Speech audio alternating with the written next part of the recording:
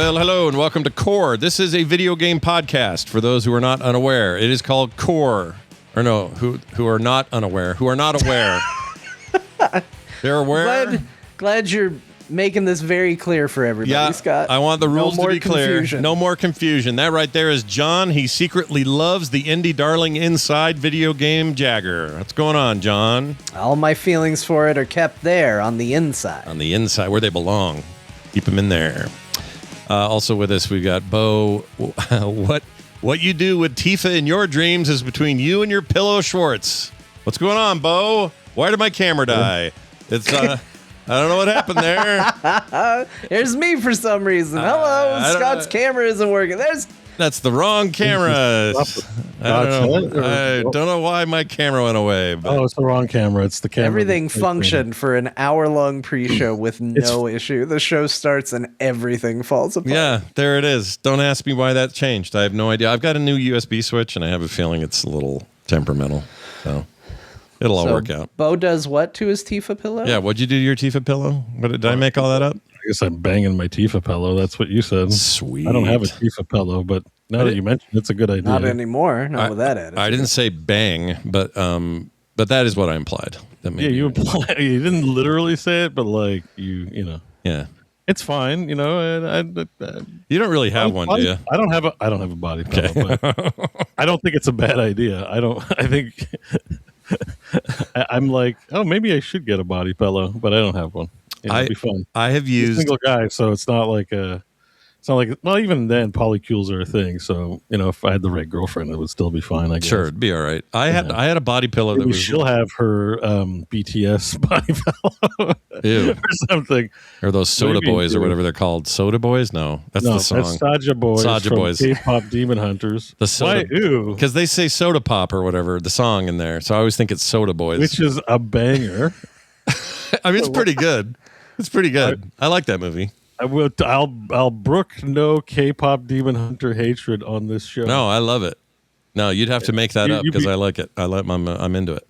Yeah, but you don't want a Saja Boy's body pillow. No. But what if Kim had one? Well, I'd be all right. I wouldn't judge. But look, I had one that was a body pillow, but it was boring. It was just a long pillow that you just kind of, if you're a side sleeper like me, you just like kind of hug on it all night. And that was great. I freaking loved that thing. But if it was in the shape of Tifa, Cloud, the Soda Boys. Like Cloud. Soda Boys. It's originally going to be the name of this show, but we went with Core instead. That's right. all five Saja Boys. Do you have a Soda favorite Boys? Saja Boy? Do I? No, I think I mean, they're fake. They're not a real group, right? They're fake. They're just a cartoon friend, group. Do you have a favorite Transformer? Yeah, oh yeah, that's true. Okay. They're fake.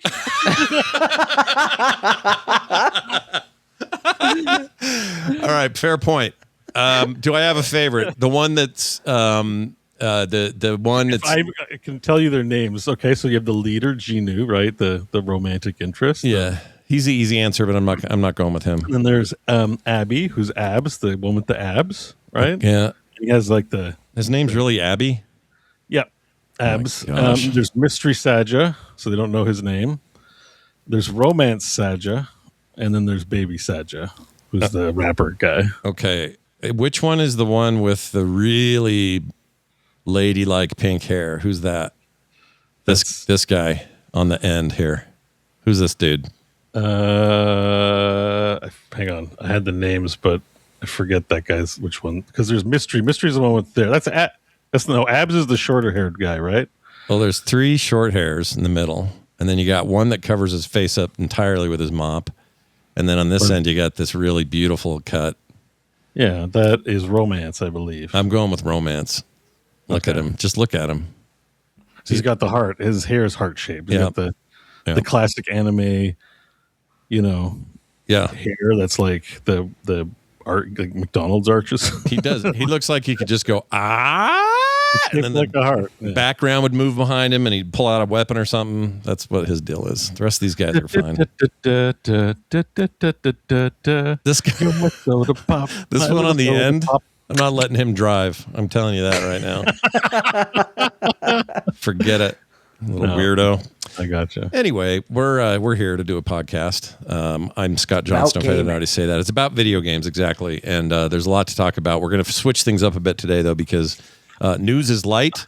We knew it would be on the heels of last week's Microsoft bomb of information. I'm sorry to interrupt you, Scott. I got to get this out. Go. Now. I thought of it. So we were talking about body pillows, and I mean, if you're just looking for product ideas, you do have a picture of me that could be made into a body pillow. Yeah, that's true. A nice round one. Just throwing it out there. Maybe do a survey, see if people want a bow body pillow. I wouldn't object. We call it a Bodhi pillow. Oh, we could do this. It could be a Bodhi pillow. We could have your naked visage on there.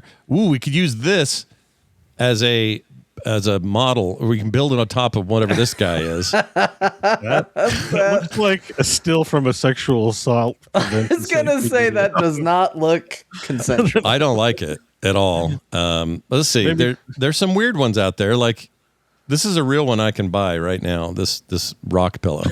Oh my gosh. Yeah, you can buy that. So this looks like the horrifying face of Bo from Doctor Who. Like, yes, it's rough. Are these characters you guys know from something? Who are these two? No, I don't watch enough modern anime. Okay, that one I don't know. His hair was a little Super Saiyan when I first saw it, but he's obviously not Dragon Ball. But anyway, I had one of these. Here it is. This is what I had. Not to continue down this road, but we're doing it. Just be careful what you show. I had one of these. Three of those dildos on your searches. It was this big U-shaped thing, and it was the most comfortable thing ever. But it started to fall apart and lost feathers, and I just whatever. Just imagine if it had a graphic on it of tentacles instead of whatever it is there. And ew, gross. Is that what people do? They get like full on like hentai style? I don't. Yeah. Well, that's the joke. I didn't have anything specific in mind. I just. Well, all right. What's this mean? Oh, watermelon man. I don't know what to make of that. All right. Me neither. Yeah. All right. Well, there's a lot of options. I don't want to insult it because it could just be a generic anime picture, that people make, but it could be a part of an IP. What if it's front and back Chun-Li? Well, now. That's front and back Chun-Li. What about front and back Zangief? I'll bet he's in here somewhere. That's I would get Zangief in a very heartbeat. You would get Zangief. I would get Zangief in a freaking heartbeat, dude. This will be the best night of sleep you ever have, Johnson. Grab onto my chest hair, nestle into my armpit, and fall into a deep sleep. Oh, now I really want one. Shit. All right. Anyway, welcome to the show. Really funny. Good to have you here. We're doing some game talk first, fellers. Yeah, show about games. I wanted to make sure this iron was hot. I told you my idea. No, it was good. It was good. I like it. My Zangief body pillow is on its way. We got to get one of those little voice chips in it, and they'll have John do that reading. That'd be amazing. We're going to get right into the games we played this week because we're shifting things around this week because this week is weird. There's just not a lot of big giant news dropping. So we're going to do that. So here we go. Can we talk a little bit about the adventures of Elliot, the Millennium Tales? Sure. John 100%ed it or something, right? You beat. I knew last week you were had beaten it. Yeah, I'd gotten the middle ending. They label them with medals. There's a bronze ending, a silver ending, and a gold ending. I got the silver ending. And that wasn't a new playthrough. That was like you just finishing content or something? Yeah, now I've gotten the gold. Okay.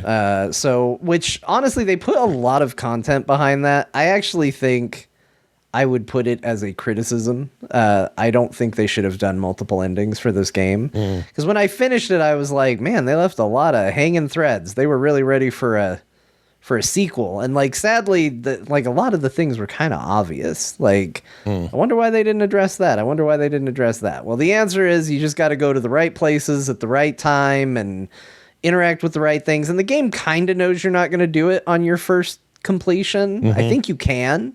but the game kind of knows, because then it starts and it's like, hey, you know, maybe check out these areas and these ages and see if you can uncover the secret. And I'm like, that's not much of a secret, like, but okay, we'll go do it. And then there's a whole like final chapter, like where it's more what would be the final boss is just sort of like another boss, and then there's a real final boss and all of that. There's a lot of content behind this gold ending, and I feel like it should have just kind of been the default story that they were telling, because I think anybody that doesn't see it is getting a worse experience. Like, it's kind of where they finally use the time travel mechanic of the whole thing in an interesting way. It really feels like it ties the story together in a complete way. So, and there's an enemy that they talk about throughout the entire game that you never see or encounter or deal with that finally pays off. Also, anybody who watches the trailer, like 90% of the stuff they show in the trailer, because it's really big and epic looking, is all stuff from the golden ending. So like it's not in the base game. Weird. Anyway, so I highly recommend the game. I really liked it. I finished it. I'm curious what you thought of it. All right, so I really, really like it. How far am I in? I've only played about 4 hours so far, but I really like what I'm playing. The game is so much more like an old Zelda adventure than I was expecting, and that turned out to be a big selling point for me in enjoying it. I mean, I knew it was action-oriented. I knew it was real-time combat and all that.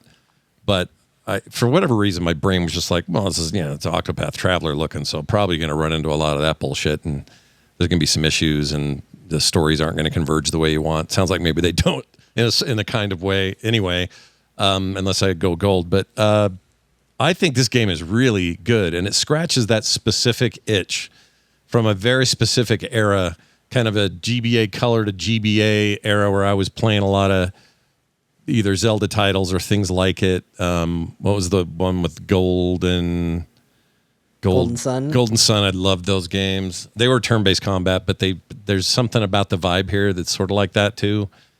And you were right to worry about my beef around voice acting. It's funny because, oh, weird. I didn't mean to turn that on. It's funny because I actually think, for the most part, the story is saccharine as hell, like you said. You'd warned me about that too. Everybody's really nice except for one guy that's like, I hate this world. Yeah. Everybody's so kind, and he's like, this is the worst, darkest timeline world I've ever been in. And he is just constantly twisting his mustache and making evil plans, and like it's super projecty, right? Like, well, I guess we know who the bad guy is, but the king is this very, benevolent leader, and the princess just wants to help you. And then later you find that freaking annoying little shit that becomes the fairy. The fairy. And then here's the good news, though. I started playing the game the night before, or the day before, the patch that made it so you can turn all the companions off and not hear them talk unless you're in a story point. And so no longer am I walking in a room and having her go, wonder what that rock is for over there. It's a bit much. It's a lot much. And I tried the restricted mode, because they have two. They added you can turn it off entirely, which is what you're doing. I tried the restricted mode, which feels like maybe they want to give you the line one time, and then it's like, well, you heard it, so we're just not going to do the line again. Because it used to be like every single time. Every time I went into a desert, don't touch that cactus. Like, okay, I won't. Think you can keep it up? It's like, shut up. 1 second later, there's a cactus over there. Don't touch it. Yeah. And you can see this kid right here, chat. This is the person right here in the corner. And they're constantly chattering. Now, when you turn that off, like I turned it off entirely, I still get the text down there. So if we walk into a room and it wants to say, don't touch that cactus, it will say, I just don't have to hear it. Yeah, and it makes a massive difference, it turns out. Yeah. Like, I hate to say it, but like, it could be a localization. I think you talked about this last week. It could be a lot of reasons why it's so grating.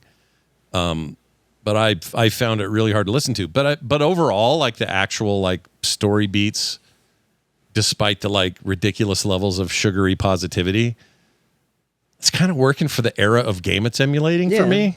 Well, and it makes you like Elliot, who I think by default when I read like The Adventures of Elliot and he comes in and it's like, here's Elliot, he's the greatest adventurer ever. I'm like, I'm gonna hate this guy.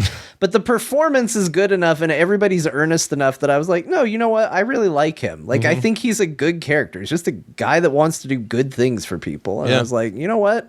I actually really dig him as a character in this story. And I even don't mind the princess and the fairy who are your companions. They're just annoying every now and then. Like, Yeah. They're fine enough characters. They have interesting stories, you know.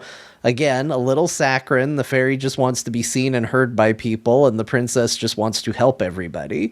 But at the same time, like, they're good enough. It's just nice not to have to constantly hear about keeping it up while you're like, having a battle. Good job. Do you think you can keep it up? I'm like, are you my wife on my wedding night? What's going on here? The worst one. Sorry, and I know. Sorry, go ahead. Oh, She heard that. Go ahead. the worst one, make a and I fun think comment I or think no? I said it on the show already, but the one that made me the maddest was just I went over to a treasure chest. I'm in the animation for opening it, and the princess goes, "Is this a treasure chest?" And I was like, "What do you think? Yeah, what do you think this is? What do you think we're doing?" What do you think this blue thing is that gives me a freaking prompt to touch a button when I get close to it? Do you think that might be a treasure? You're not saying it like, go identify where one might be. I'm literally opening it, and could this be a treasure chest? I don't know, genius. We'll figure it out. Together, we'll figure it out. Honestly, the fact that they patched it and pretty quickly patched that is just a response to the community outcry. I think speaks really well for this team and for Square in general, and it made me happy. So I have to say I'm really enjoying it. It's an extremely good Steam Deck game. I played most of what I played whilst on a couch or in bed, and I played a bit on my big screen down here. But I really think this is a cool game, and I guess who I'm speaking to for my 4 hours anyway are those people that really liked Link to the Past or Link's Awakening, Golden Sun, those games. There's just something about these, like, here's a new little world. It's kind of new. I guess the Zelda games aren't exactly new, but you know what I mean. Like, here's a new thing. You got to learn new mechanics. You very quickly get a bunch of weapons, and those weapons are interesting. I wanted to ask you. So last week you said you kind of settled in on a weapon type and hung with it for most of the game. Yeah. I want to try to guess which weapon it was. Okay. Yeah. So the default sword's pretty good. I think you maybe I don't know. I'm probably going to be wrong, but I'm going to say you move to the because there's a secondary too, which you can do like boomerangs and arrows and all kinds of stuff.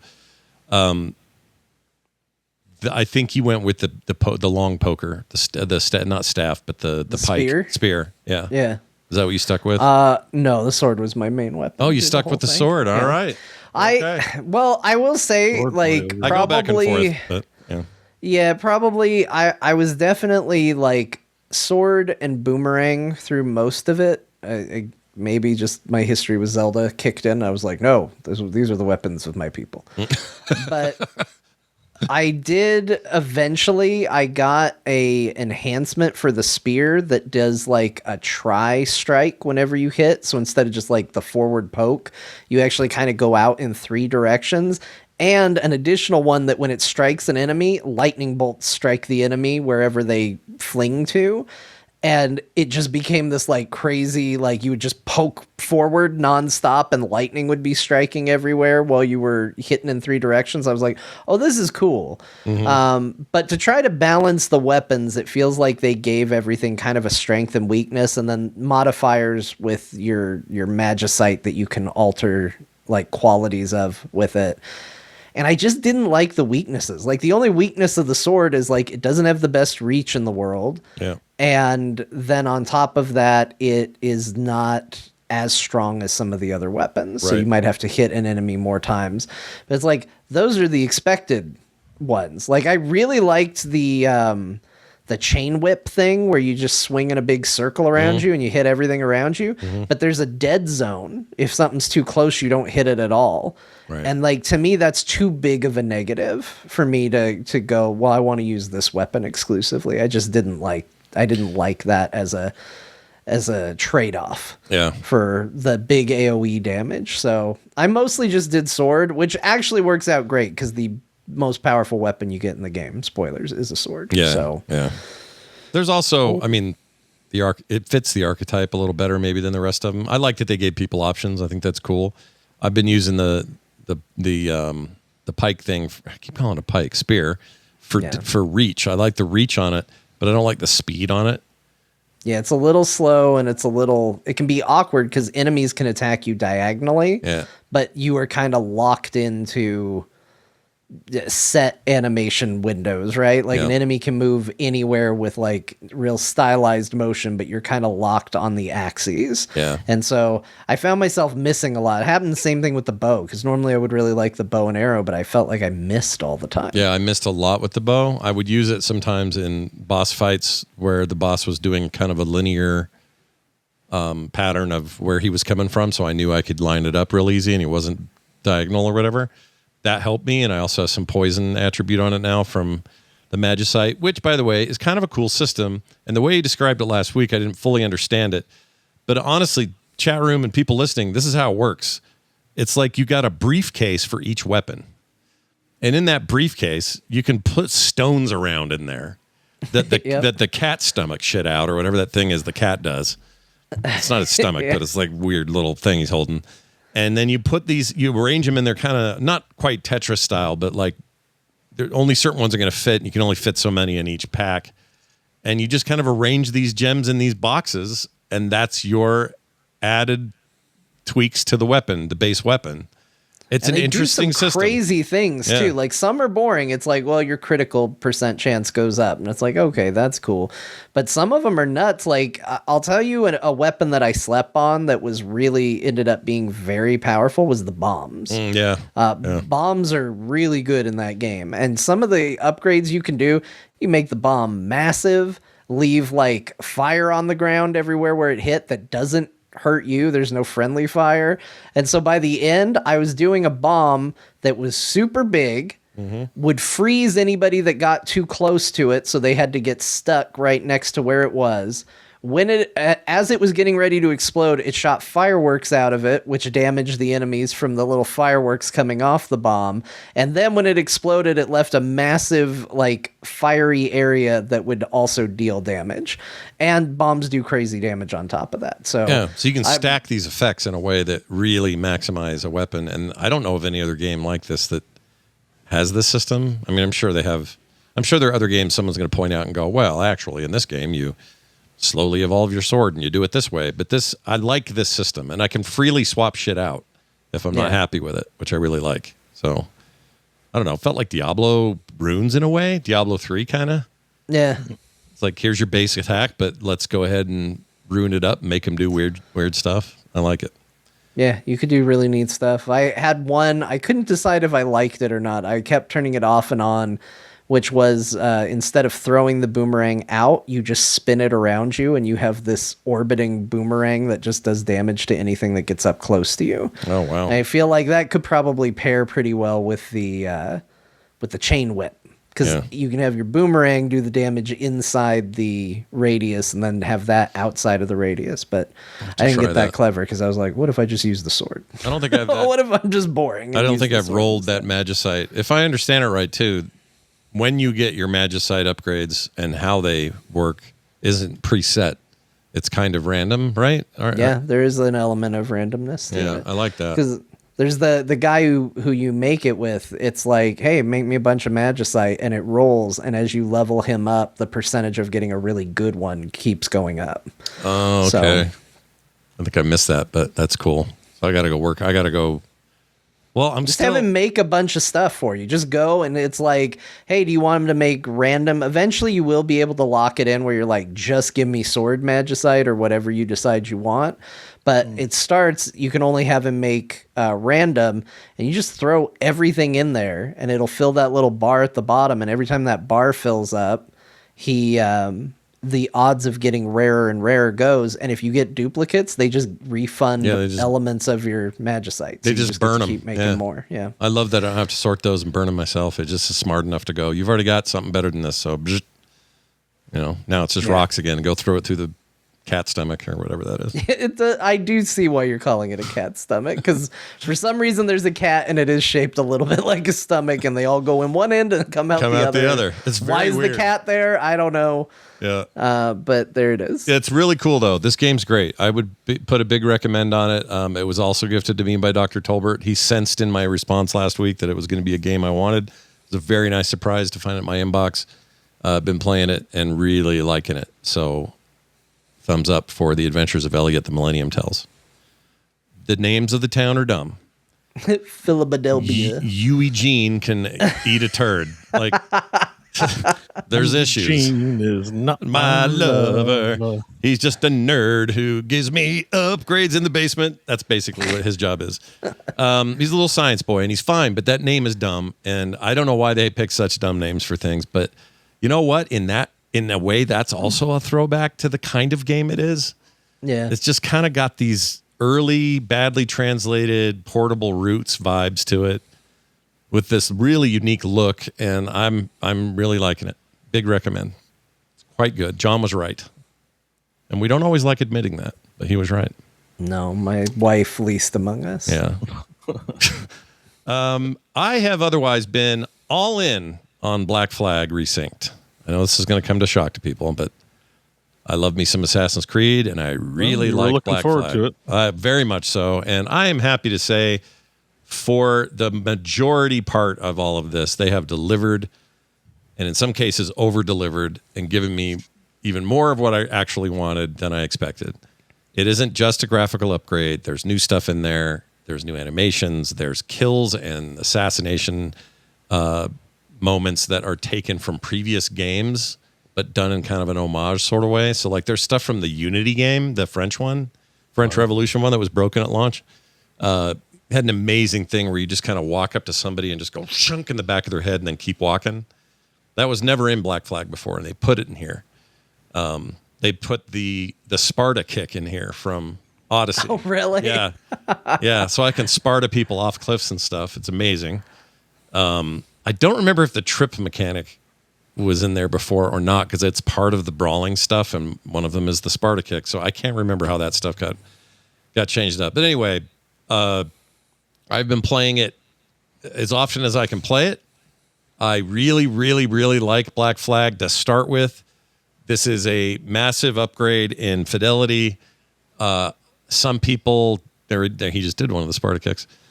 Some people don't love the hand-to-hand combat. I don't understand why, because I'm actually finding it extremely compelling and interesting. It's different than it used to be. How different? Again, I'm not doing a back-to-back, so you'll have to go hunt somebody's video down to tell you what the real nuances between them are. But it is just the best. Okay, controversial statement incoming. It's the best pirate game ever made. Now, all you Threepwood people and everybody out there who's going to be yelling at me for that, or Threepwood people. the people of Threepwood who will disagree adamantly. As a Threepwood person, I find the term Threepwood people offensive. It's a little offensive, no doubt about it. I don't know that I necessarily disagree. I mean, what are the great pirate games? Monkey Island, sure, but is it really it's a story about pirates. Yeah. I don't know if it's a pirate simulator. I would say maybe Sid Meier's Pirates is maybe Sure. about as close a comparison. What else is there? There really isn't much else. I was trying to Not Sea of Skull and Thieves. Bones. Sea of Sea of Thieves. Thieves is Yes. a bit of one. Skull and Bones, honestly, this week made it even more perplexing, because I'm playing what is quite literally, I think, their prettiest game. This outshines anything they made up to this point. The last game is pretty good looking, but this is like, it looks really good. So when I compare this to older, beautiful games in the series, this is just like leaped over them all. This does look really good. The water's great. You're gonna make me. I know. Get this game. You know what else is? I know you like those shanties, but guess what? You can have it so you have to manually invoke the shanties. You don't have to just hear them all the time. I think you could do that before, but also, why would you not want to hear the shanties? Oh, I love them. Shanties are so good. Yeah, I'm a big fan, so I'm keeping all that shit on. It pretty much does away with all of the, not Desmond, but the Animus storyline stuff. The Desmond. This was the one where you worked at Ubisoft, right? Yeah, yes. There you go. You worked at Ubisoft and you were like, hey, I'm going to check out this cool pirate time that no one talks about here at the company. That was some bullshit. That's not in here anymore. There is a big changes to the way, like right now he's going to attack this fort. They changed a bunch about how that works. The combat of the ship stuff was always good. I think it's tighter and even better now than it was before. It's so weird seeing a pirate game that doesn't have poo and guns and flamethrowers. Yeah. Bo's most recent experience that looked like this was the Yakuza one. Oh, yeah, right. I forgot about that. There's your other pirate game. There you go. There's another, and hey, you know what? It's a very good one, but it spends a lot of time not being a pirate game, so I would still probably give it to Black Flag. Yeah, I think you're probably pirate aspect is just like a super extended mini game that's also plot relevant, sort of adjacent. I wouldn't call it a pirate game. Yeah, but I also learned a lot more about how to play this game properly than I did with the first run, and I'm not sure what was going on with my head in 2013, or maybe it wasn't as obvious. But as you can see right here, taking on a fort is actually trouble. It's going to wreck your ship a little bit. Even the best players are not going to be able to brace enough or deal with the ramifications of what you've done very well. So what you do, and this guy's doing it, is you have attracted ships that are aligned with the fort, in this case the Spanish, and they'll send a galleon over here to fight you.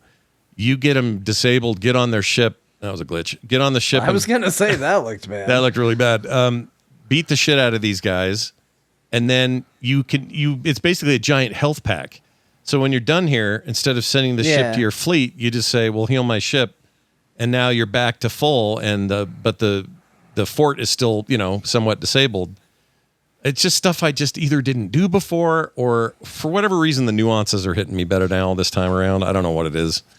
By the way, just while you were listing those games, it's the pirate game, we forgot Sea of Thieves, which is probably the premiere.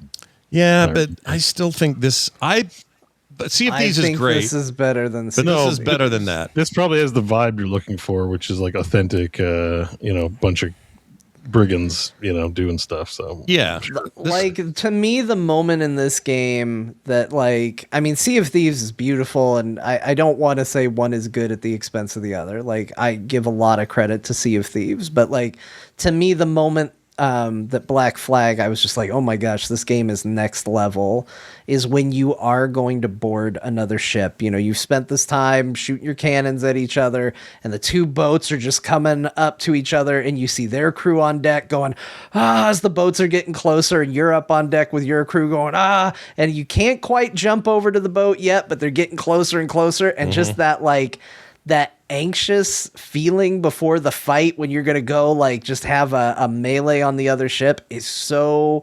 I don't know that any other game has captured it quite the way that they have. It just feels so good. They do it in the Pirate Yakuza game, but there's something about the way Black Flag does it where there's no real breaks. You're just pulling right up to them, and obviously it's not as silly. That moment for me of boarding and taking over another ship was just the coolest. And I think that's why Black Flag stands out for me, is I've never gotten this feeling from another pirate game for sure. Yeah, I feel the same way. I also think that any game that lets me grab a rope and swing off and fight some more is just badass by default. And this game lets me do that. It lets me go from shore to stealth to hand to back on my ship, to overworld stuff where I'm controlling fleets who are making me money and doing piracy just because I told them to go somewhere and do it. Just all the systems that are in this, they're just deep and great. This game doesn't... Your player character must be very hot, though. Oh, he's wearing leather and a hood and a sunny freaking tropical flight. Oh, well, you meant good looking, because it is Edward Kenway. He is a good looking man. He's I mean hot as in sweating balls. There's no showers. This guy stinks and has 50 types of parasites. I'm just saying. It's possible. The pirate's life is not for everyone, I can tell you that. But I really like it, you guys, and it's all I kind of want to play right now. I think about it all the time. I've been dreaming in pirate. Oh, look at that kill. Jeez. It's super visceral and violent. They kept all of the actors, voice actors, and performance capture from all those years ago and just did it all. And it's still, which it's better for it, because those performances, the acting, the storytelling, just that stuff, the sound work, all really good. Like they didn't need to redo They any of didn't that need shit. to update that stuff. No, Interesting. it's that good. Like it's so good. Oh my gosh. That's a big savings. They did such a good job the first time. They don't got to hire new vocal talent and fully work the second go around. It's pretty cool. The only thing that I have beef with is how this is the same company that put Skull and Bones on the market. I wonder if the performers had to be paid a second time or not. Oh, I don't know. I'm sure they get something, right? I hope so. But how is Skull and Bones even? How are you the same? I realize it's different teams, different time, right? I understand that. I also understand the politics of games is weird. Like when they started Skull and Bones, it was all about games as a service, and let's have a model of pay that isn't just the one time. Let's have it pay off later in time. Blah blah blah. I know that's all true, and that game suffered from a lot of like those vision changes or whatever. But you have one of, if not the greatest pirate game ever made. And then you can't do that with, I don't know what they were doing. I don't get it. Man. Well, I Skull think and Bones is a little different. Skull and Bones is an online game. It's a game as a service. You need the feedback loop with the players. Like you can't tell everyone this is quadruple A, release it, and expect anyone to even agree just on principle without them. Everyone's got to have feedback on a game as a service. Like, yeah, for what, and then you focus on what's fun, like which they also have. They do Rainbow Six Siege, which reportedly is a good popular game. They probably have a feedback cycle with players. So it's just, I think that's probably somebody at the top thinking they could just release Magic from jump one, and it being a very silly thing to think. So it's funny to me. I saw this comment. Dr. Calhoun in the chat said that stuff was okay, but I was playing Assassin's Creed to assassinate people, and I get that sentiment. Like if people are like, "Well, I like Assassin's Creed games, so I don't like Black Flag." I mean, to me, I think the greatest strength of Black Flag is that it's very little like Assassin's Creed, because it turns out I like this more than I like that. But I would also argue, just to throw this at Calhoun a little bit, this. There's tons of that. Like you can kind of play it how you want to play it. And there are so many missions where my job is to sneak around, blend in, jump out, surprise, stealth kill people. I prefer that when I go to a fort. Like this guy's all balls in. I prefer to go to these places, sneak around. It's not right. The balls out. What is it? All the balls. All the balls are in. I don't know. I like to play these games more like Assassin's Creed style. And so while I love all this piracy stuff on top of it, I'm still playing what he's talking about. It's not like the game takes that away. Like I would argue it's more egregious version of that, or that his problem would be worse in something like Valhalla, where it was very much like, well, Vikings are, they're. Did they add like a customization system? Because like my chief complaint with what I'm seeing, I'm not interested in the game, so take it with a grain of salt what I'm saying. But like my chief gripe is everything looks awesome except he looks dumb. Like he's got like a hood on his, like I want a pirate. You can take the hood off. You don't have to have it. Can I get a peg leg? There's outfits. No. Okay, good. Okay, that's fine. Yeah. Because I don't want to be the captain of a ship and look that way. A captain's got to look a certain way. Like I'm sorry, but like if you look like a back alley thug, like that's not good leadership on a pirate boat. You have to be peacocking like crazy. You have to look like the most important person on the boat, I think. Well, this is what the old game didn't do. What the new game does do, hitting on I don't know about on keyboard, but on your controller, hitting left D-pad will put your hood up and put it down. It actually has stealth advantages when doing stealth, but when you don't need it, I'm sure there's a good reason when you're in stealth. The hood is the leftover for Assassin's Creed. But to what I was trying to say, which is like why I think like when I read that comment from Dr. Calhoun, right? I at first, be honest, I was a little dismissive, like, yeah, whatever.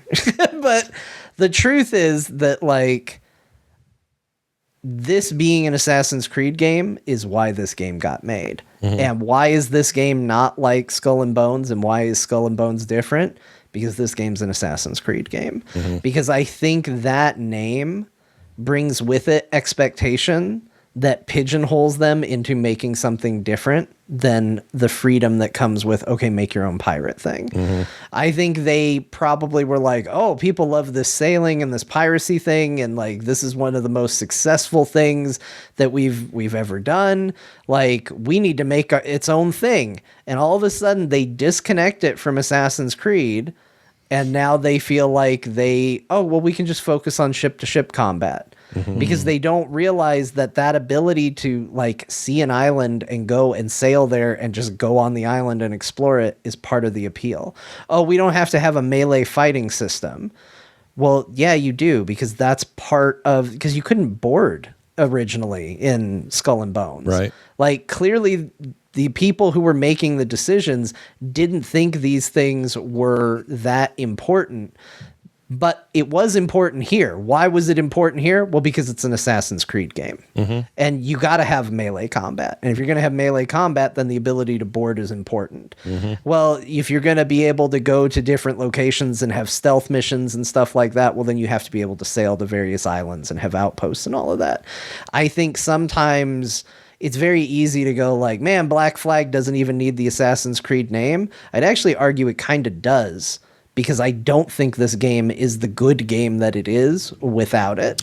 I agree. I also think the story is really good, and it's one of their best they've ever told, especially without the stupid Desmond side stuff. Because you just don't need it. But Kenway's story is really good on its own, and it's a bunch of historical figures like they always do in these games, and those are interesting to explore. You know, the whole James Kidd story is amazing on its own. I won't spoil it if you don't know what it is. But that's really fun to explore. There's actual heartbreaking stuff in this about him and his life, both before and now at the thick of his piracy. And when you start, you're just a scoundrel. You're kind of a douchebag. You get pushed into this mission of eventually being this important historical figure in the Assassin's Creed line against what are they called? The Illuminati.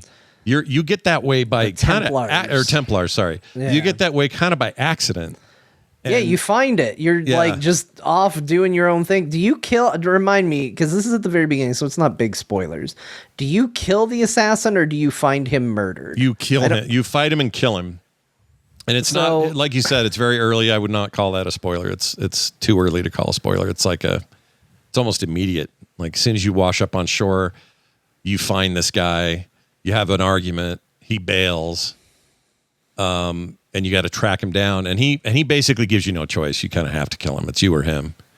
And when you do, you take his suit and you're going to use it as a way to get into this meeting with the Havana governor, because you want to see where all this gold is, or where the promise of all this gold is, or whatever. Like, it's all just like dickhead pirate shit at the beginning, and it turns into. He finds meaning in it all, and then relationships, and some of them are kind of gut-wrenching when they go the way you don't expect and stuff like that. And then covered in it all is this thick layer of vibe. It just knows how to be knows how to be a pirate game. I'm going to swing to their ship. I'm going to ruin morale. I'm going to give the men who are left here command of this ship, and now it's part of my fleet. And that fleet's going to go get me some more gold, because F everybody, I'm getting gold. Stab a lot of people in the mouth. Oh, yeah, there's a lot of mouth stabbing. Here's the other cool thing about ships. So this is a story mission, so it's not quite the same. But if there's a big galleon, you're like, I don't even know if I could take it down if I fought it and then get it weak enough to get on it. You could jump in the water, safe distance, don't aggro the ship, jump in the water, swim over to it, climb up, and stealth kill everybody without being noticed and get all their shit. It's an amazing alternative way of playing this game.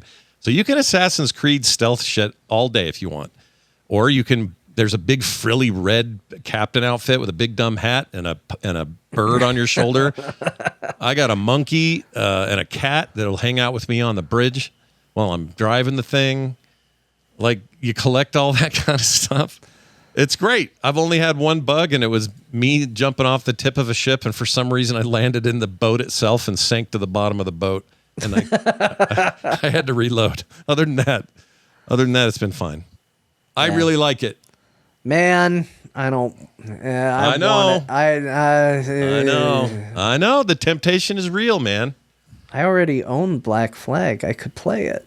Yeah, but here's the other thing. Go look at some of the split screen videos and you'll go, oh. It still looks okay. I don't know. The new one looks so much better. No, I've seen some side by sides. Like it looks better. It's definitely. I know.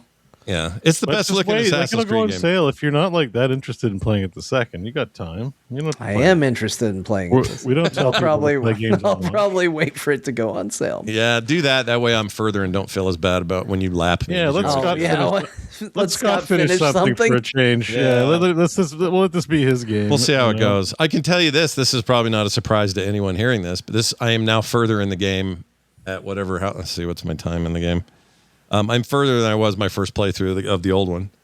So, well, you didn't finish the original? No, never beat it. You don't know what happens at the end? I kind of know the story because I let myself get spoiled, but sure. But also, there's some changes that I don't know about those yet. I haven't gotten there to see. Man, the parkour improved. I should mention that. The jackdaw still burns for Scott, I guess. Look at the jackdaw burning right there. Well, it's just sitting there, but anyway, that's the name of your boat, and it's named after a bird. Yeah, I don't know why I remember that. I think that's great that you remember that. 15 hours of this so far, so I'm not hugely into it, but enough to. I've uncovered a lot of stuff, upgraded my ship a lot, my dude. I just killed 2 monkeys and made a bigger bullet pouch. That was cool. I don't know why I was 100% convinced you were going to finish that sentence with I killed 2 monkeys and made a bigger monkey. I don't know. I don't know how that was going to work, but I was convinced that's where that sentence was going. Yeah. And look at this. Bo, you'd like this. You can capture a crab and eat it. Look at him. Look at Kenway. He's like, all right, crab. I'm hungry. He gets it. And that's a way higher res crab than the old 2013 crab. That's a better crab. It's a better crab. 2026 crabs. And he's like, oh, crab meat. That's gross, though. You got to cook it, dude.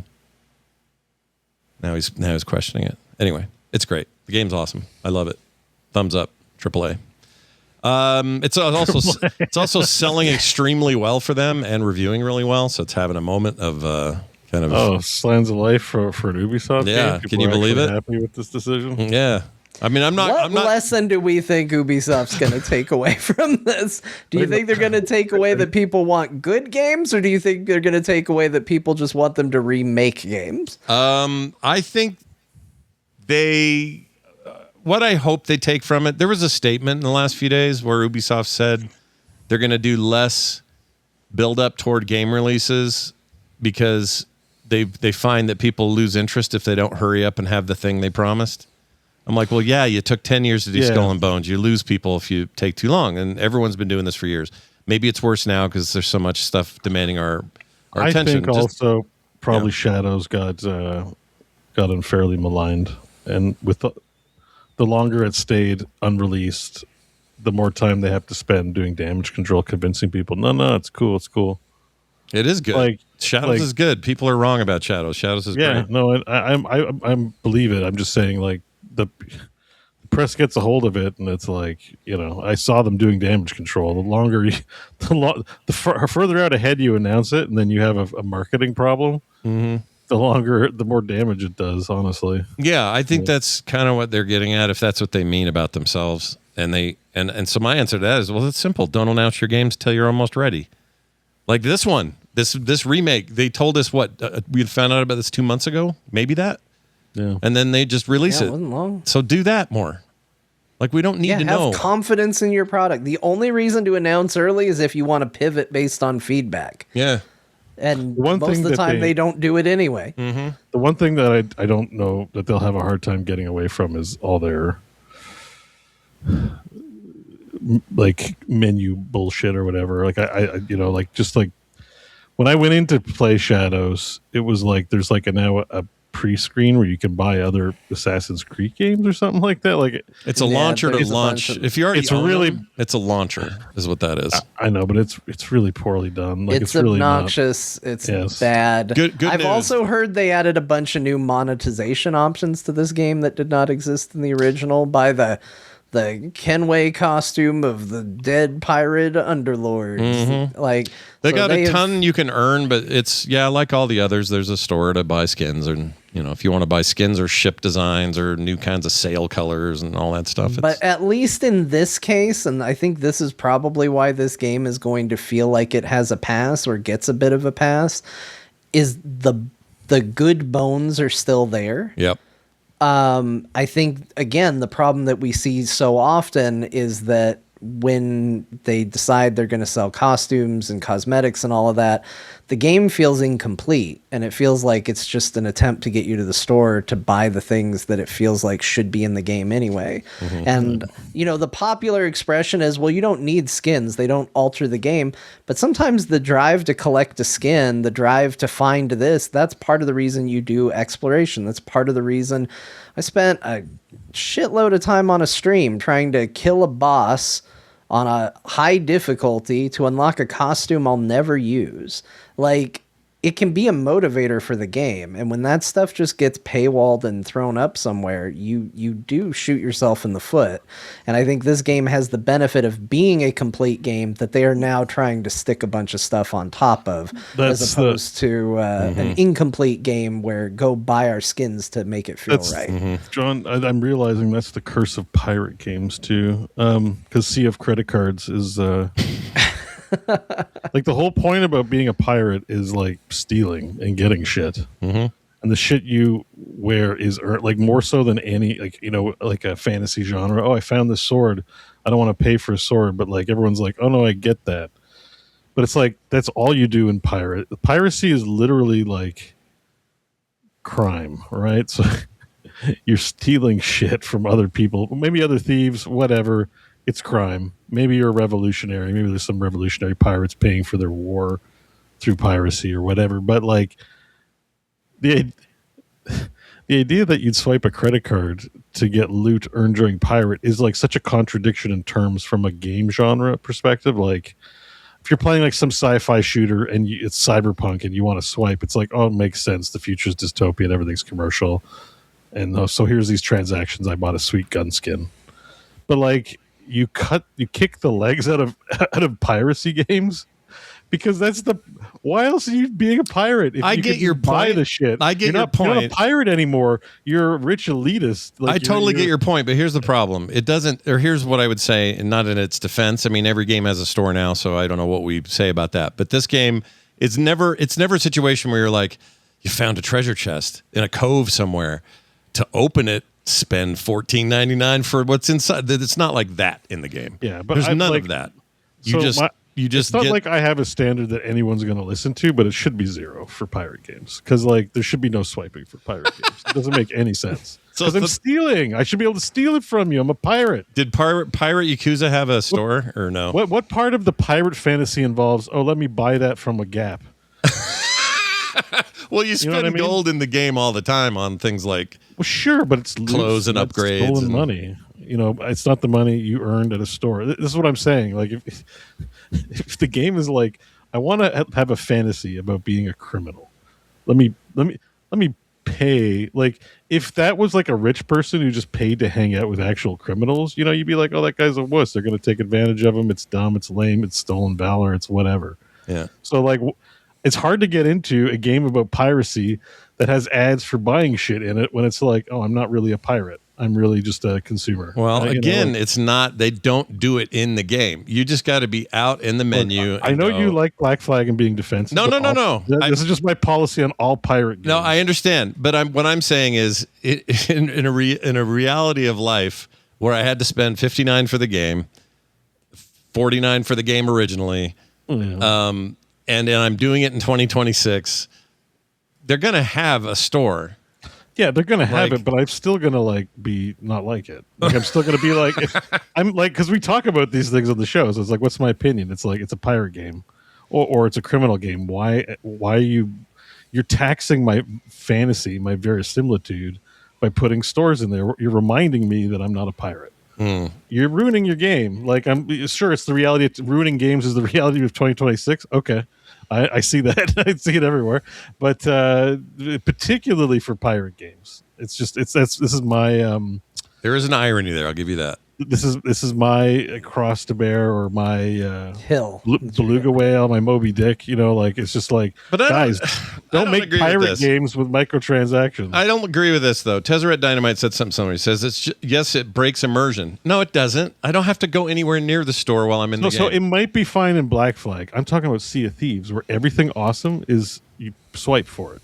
Well, yeah, I don't like that. That is a problem, because I would say my biggest criticism of Sea of Thieves is, why am I doing any of this? Especially in light of the fact that you can just monetarily buy whatever it is you're supposed to be. I want to take another player's pants. If I'd that player has sweet pants, I'm going to pirate his ship, sink it, and take his pants. That game is awesome. You can do that. If the best pants are the best pants are on the store. I disagree.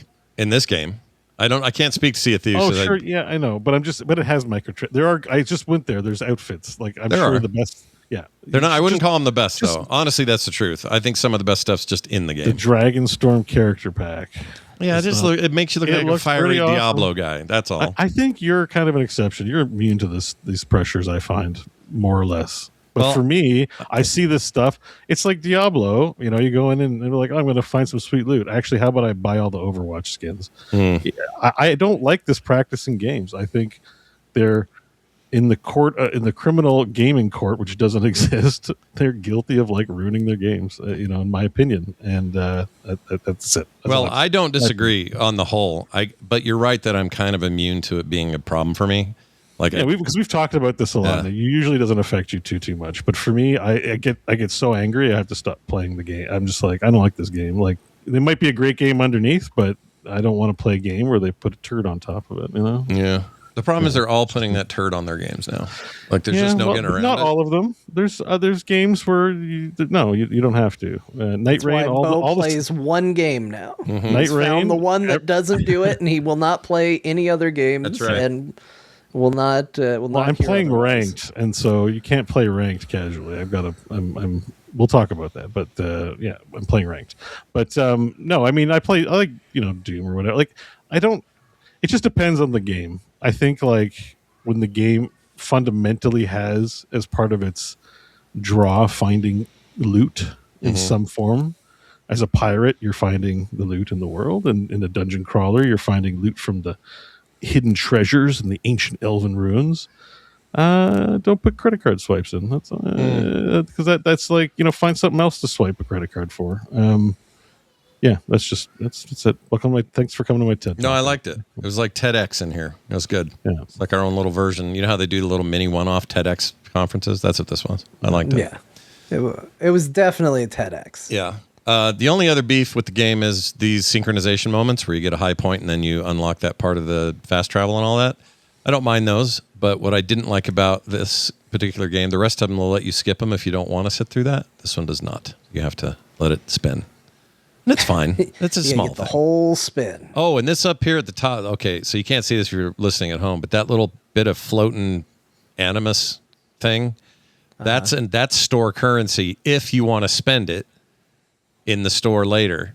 So it's another collectible. I don't know if the game originally had this or not. I don't think so. But you can, in certain places, there's hidden this little animus glitch.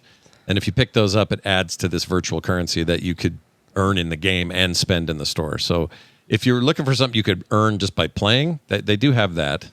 Probably grindier than spending the money, but yeah, that sucks. It's in there. I mean, yeah, but so do floating sheets of music for your freaking. No, but that's all self-contained in the game. You don't collect the sheet and it goes, here's one of two. Now go to the store and either scour the game for 2 of 2, or here, you want to complete that thing you just picked up? Go give us some money for it. Yeah, except you can just collect the currency and spend the currency. You never have to spend a dime if you don't want to. How much of that currency do I need to get something? Well, probably too much, but I mean, I take your point. You want to know why it sucks? That's why it sucks, because you get something and the answer is go get a whole bunch more of it or spend money. Yeah, that's fair. Why it's a negative. No, that's fair. I mean, would I prefer none of that was there? Absolutely. Yes. That'd be great. Yeah. Take it out. Take it out like you did the Animus stuff. I don't need it. And guess what? It can still be in there and you can still like the game. Because I already see people in the chat and the general consensus of like, oh no, there's something bad in the game. The game must suck. No, the game can be fine and still have shitty mechanics. Guys, games are not light switches. It's not either good or bad. Like it can be a great game with shitty things in it. Mm-hmm. And giving people part of a currency in a video game is a shitty practice. Doesn't matter if you like the game or not. Yeah. I like how you said it's like a light switch, good or bad. And I'm like, is that what light switches do? I knew which one's good. I knew what he meant. He meant like binary, like I 1, know what 0, he meant, but I just I like that too. Like, that's pretty good.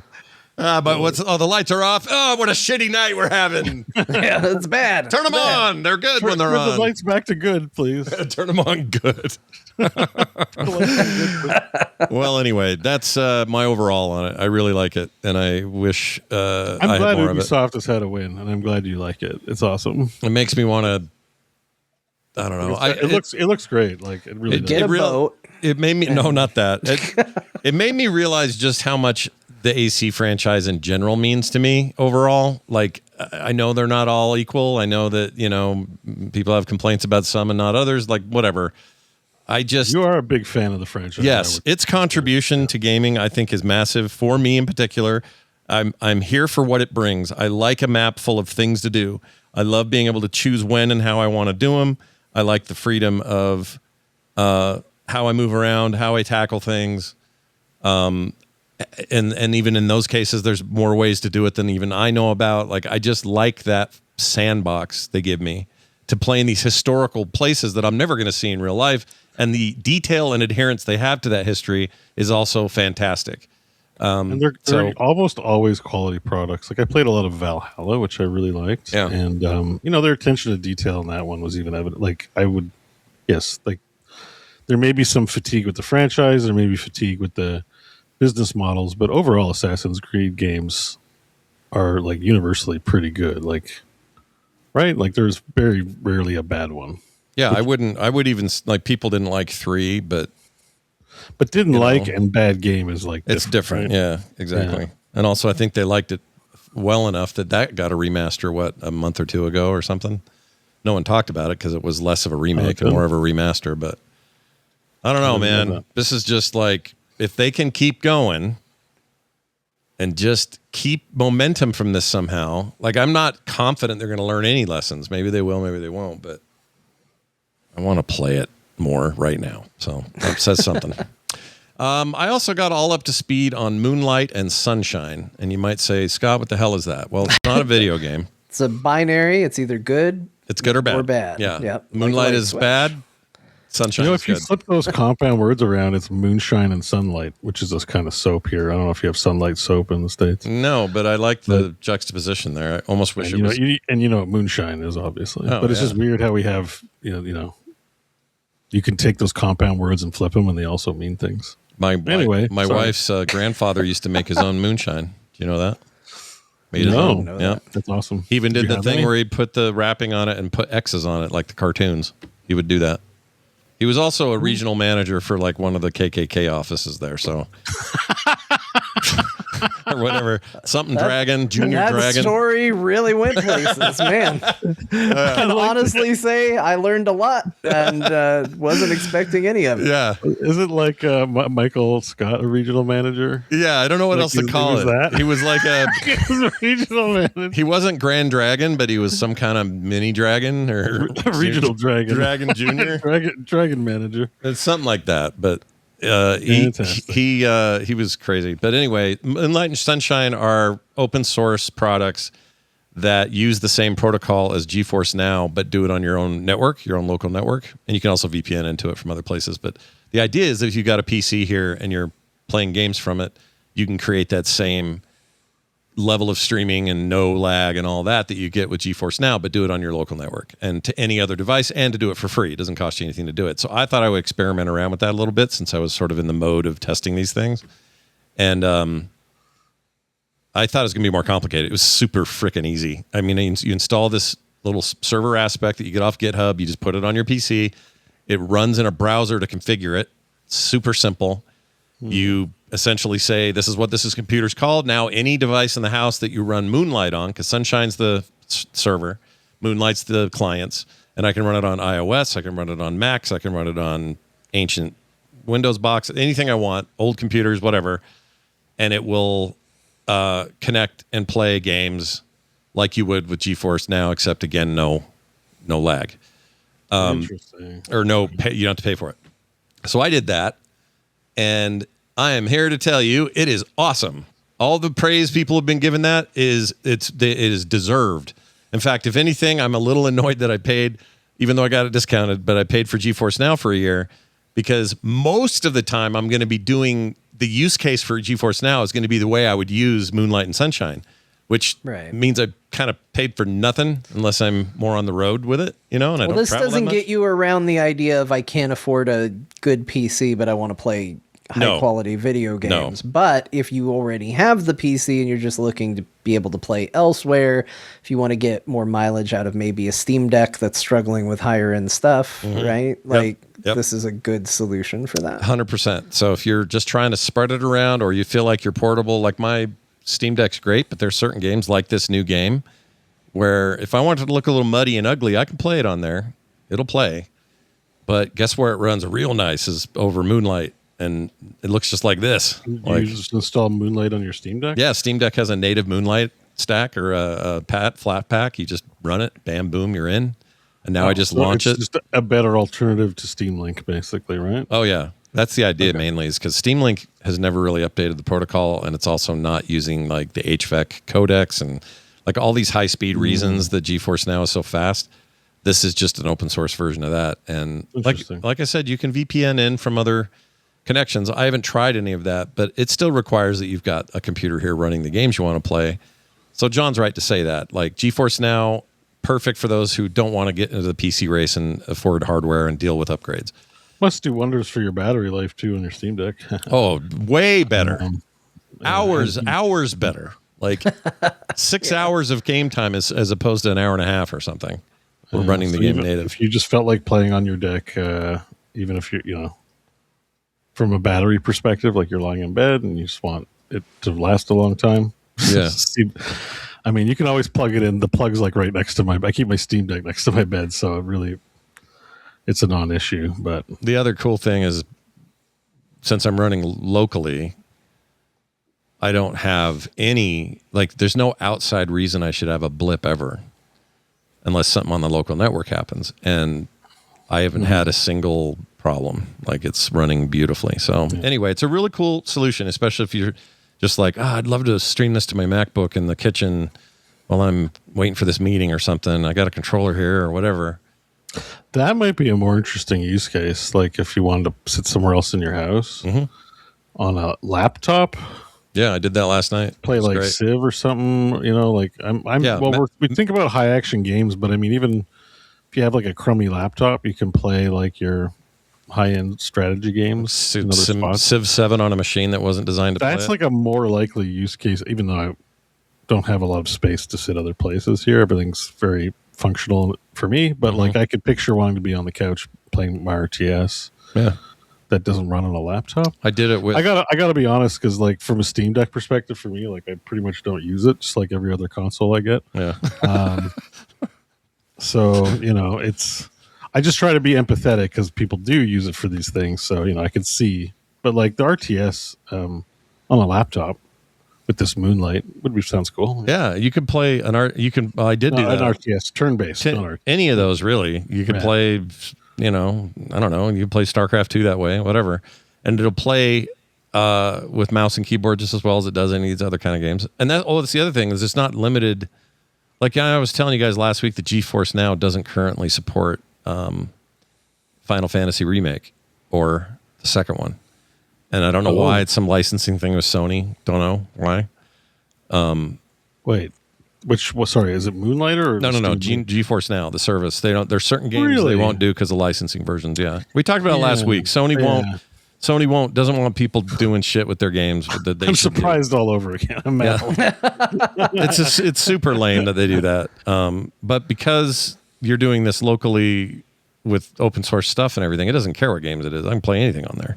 So any store, anything I want. Right. There's no rights management because it's all presumably your own network and it's open source anyways. Yeah. So anyway, it's really neat. If anyone out there in chat thinks, or out in the listening audience is like, oh, I'd love to know more about this. And if you're interested, like reach out and let me know. Maybe it'd be worth doing like a little more, like a bonus show or something, explaining how I did it. Well, I don't know. I don't know if that's of interest. If it is, maybe I'll do something right now. Do a tutorial, how to get it set up. Yeah, it was so simple. It was almost embarrassing because I thought it was going to be, sometimes you think something's going to be hard and you actually make it harder because you're counting on something being hard, like janky or whatever. And then it's just not. And you're like, oh, shit, I wasted time worrying about the jank and there was none. I think that's every non-Linux user's fear about finally using Linux. Yeah, I think so. It's going to be hard, and everyone's like, it's not hard. Yeah. And the Wraith just put the website in there. It's moonlight-stream.org is where you can get the clients. Super, super, super simple. Like it took me no time and had everything up running in, I don't know, a couple of minutes. It was nothing. Fantastic. Anyway, so there was that. And then I started some Palworld 1.0. I did not have enough time in it to say much. I think I'm maybe an hour in. So people I'm are let really John do playing that. it, But though. They're almost like 1 million concurrents, I think. Yeah, my friends list is like all Palworld. I thought, because some games, they're hot in early access, and then they launch in 1.0, and it's, the excitement period is done. Seems like everyone's back to see what's cooking in this thing. So yeah, that thing's got legs. I watched a video of a guy who threw a ball at a boss level creature that had a 0.66% chance, and he got it. That's the only time he'll win any sort of lottery in his life. Yeah, he's used it up. It's used up now. That level of luck, you don't get that twice in your lifetime. And he captured it. I couldn't believe it. And he was just his jaw dropped to the table and just stared at his screen. He couldn't believe what he'd done. But anyway, I'll let John talk more about it. He played more than me. I just kind of got in. I think I get why people are attracted to that game, but I didn't do enough to really give any kind of review. Should I reinstall it? Sure. You played when it first came out, right? Yeah, I played a ton. Yeah, I have heard that this is... So here's my issue comparing original to 1.0 is I got in on the original and went, meh, okay. And I didn't do very much, so it's hard for me to draw a hard line and go, look at all the things they've improved. But what I can say is that where I first tried Palworld, going into this, I was very much like, oh, there's some juice here. I actually kind of like this. Mm-hmm. And it's saying a lot because first thing I feel like I have to put as a disclaimer on this, I don't like survival games very much. I have slowly over time learned that it's just a genre I don't like. It's a genre that I think I like because I keep buying them and playing them. But with rare exceptions, games like No Man's Sky and stuff like that, I almost universally dislike survival games. And for some reason, I couldn't stop coming back to this one. So probably when it first came out, I may have put an hour into it. And currently, I have 11 hours in the game. Jeez. So it keeps calling back to me. I keep going like, I'm kind of done. Like, I built my base. I caught some freaking off-brand Pokemons. I'm good. And then I'm sitting around. I'm like, what do I want to play? This and like only this. I do wish. I mean, for my taste, again, I don't like survival games. So for me, like I'm doing the early parts of the game are probably the most survival game stuff you're gonna get. You got to find a base. You got to build a base. You got to get things functioning. It's probably the most of that you're going to do before you start deep diving into the more Pokemon-y aspects of the game, which I'm only now kind of just getting into where it's like, okay, well, I'm set up and established in a way where now I can kind of make it a little more about catching these creatures and training them and doing the part of the game that I'm probably more interested in.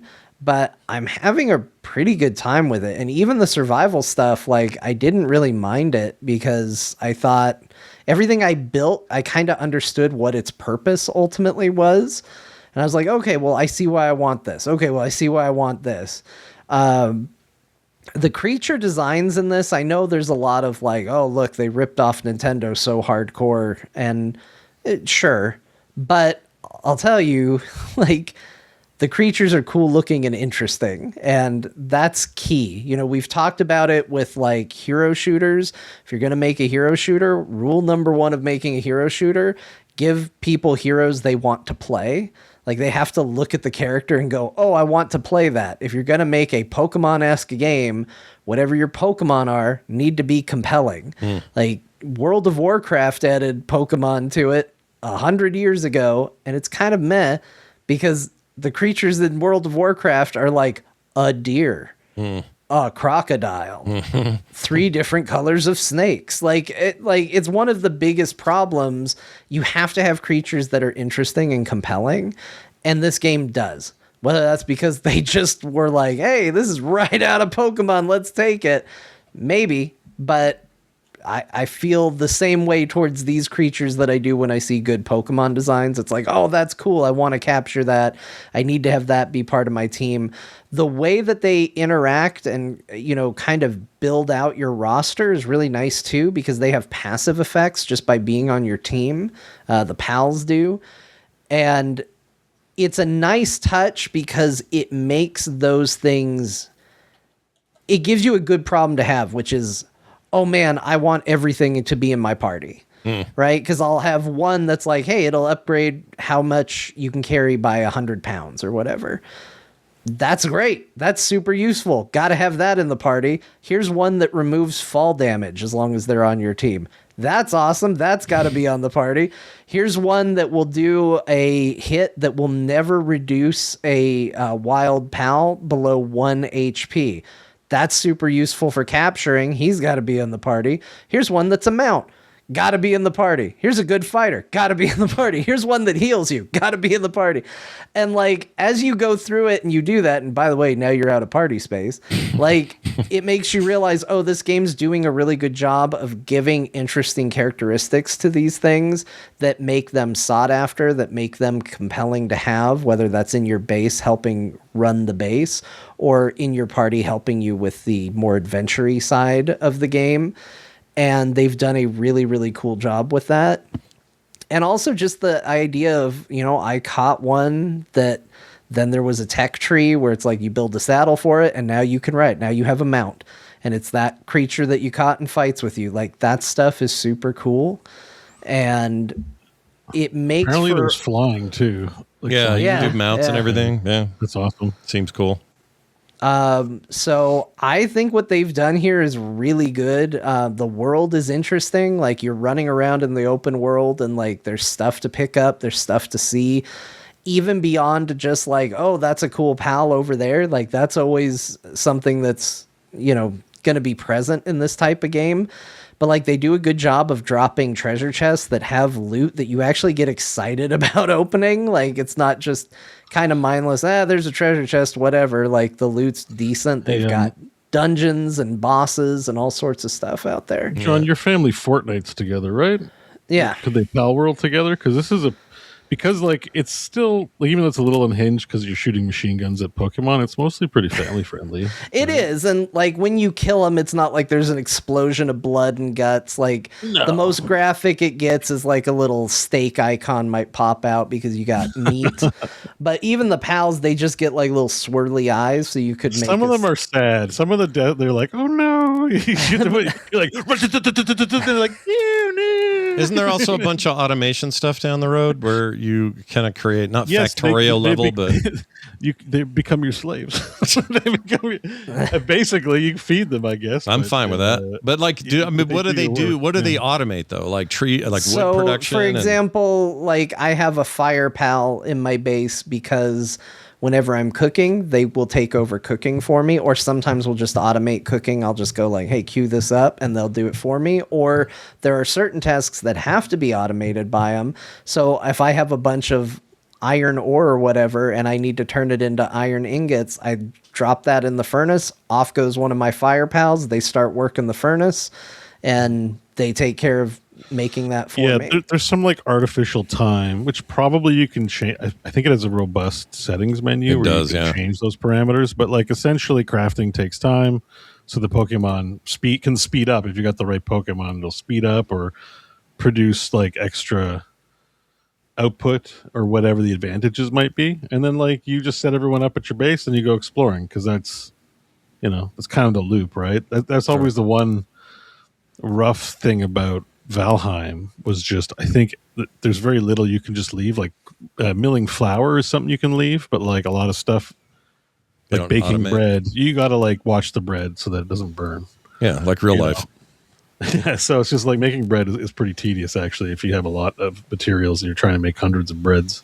Yeah. Or cooking, like everything burns if you don't pay attention to it. But I think in Palworld, John, if I'm not mistaken, they just take care of everything. You just, They do. The biggest risk you have in Palworld is food can spoil, but even that, there's eventually a technology that'll be refrigerated food storage. HVAC. So the ancient art of HVAC. As long as you have a freezing type PAL to keep that cold, because that's what they do to help out, is they come over and they make sure your cold storage is still cold. Yeah. Then you don't have to worry about food spoiling anymore. Okay. So there's always little things that they can do, and I don't know. They've really got something here. I don't know how long I'll stick with it, because again, I already am noticing, and I think a big part of it is because I've just been going all in on base building and survival stuff, which is not my genre. I am getting a little fatigued with it, but I want, before I decide to put it down and walk away for a while, I want to go out and actually play the Pokemon side of it. And I'm getting ready to do that. I'm going to give that a go. And there's a good chance that might hook me, because there is a lot to do. There's dungeons, there's, battling other trainers or whatever. Mm-hmm. I have a pal that the special ability I unlocked is that I pick him up, put him on my head, and he pulls out a submachine gun and starts shooting. Mm-hmm. That sounds awesome. I have to see that.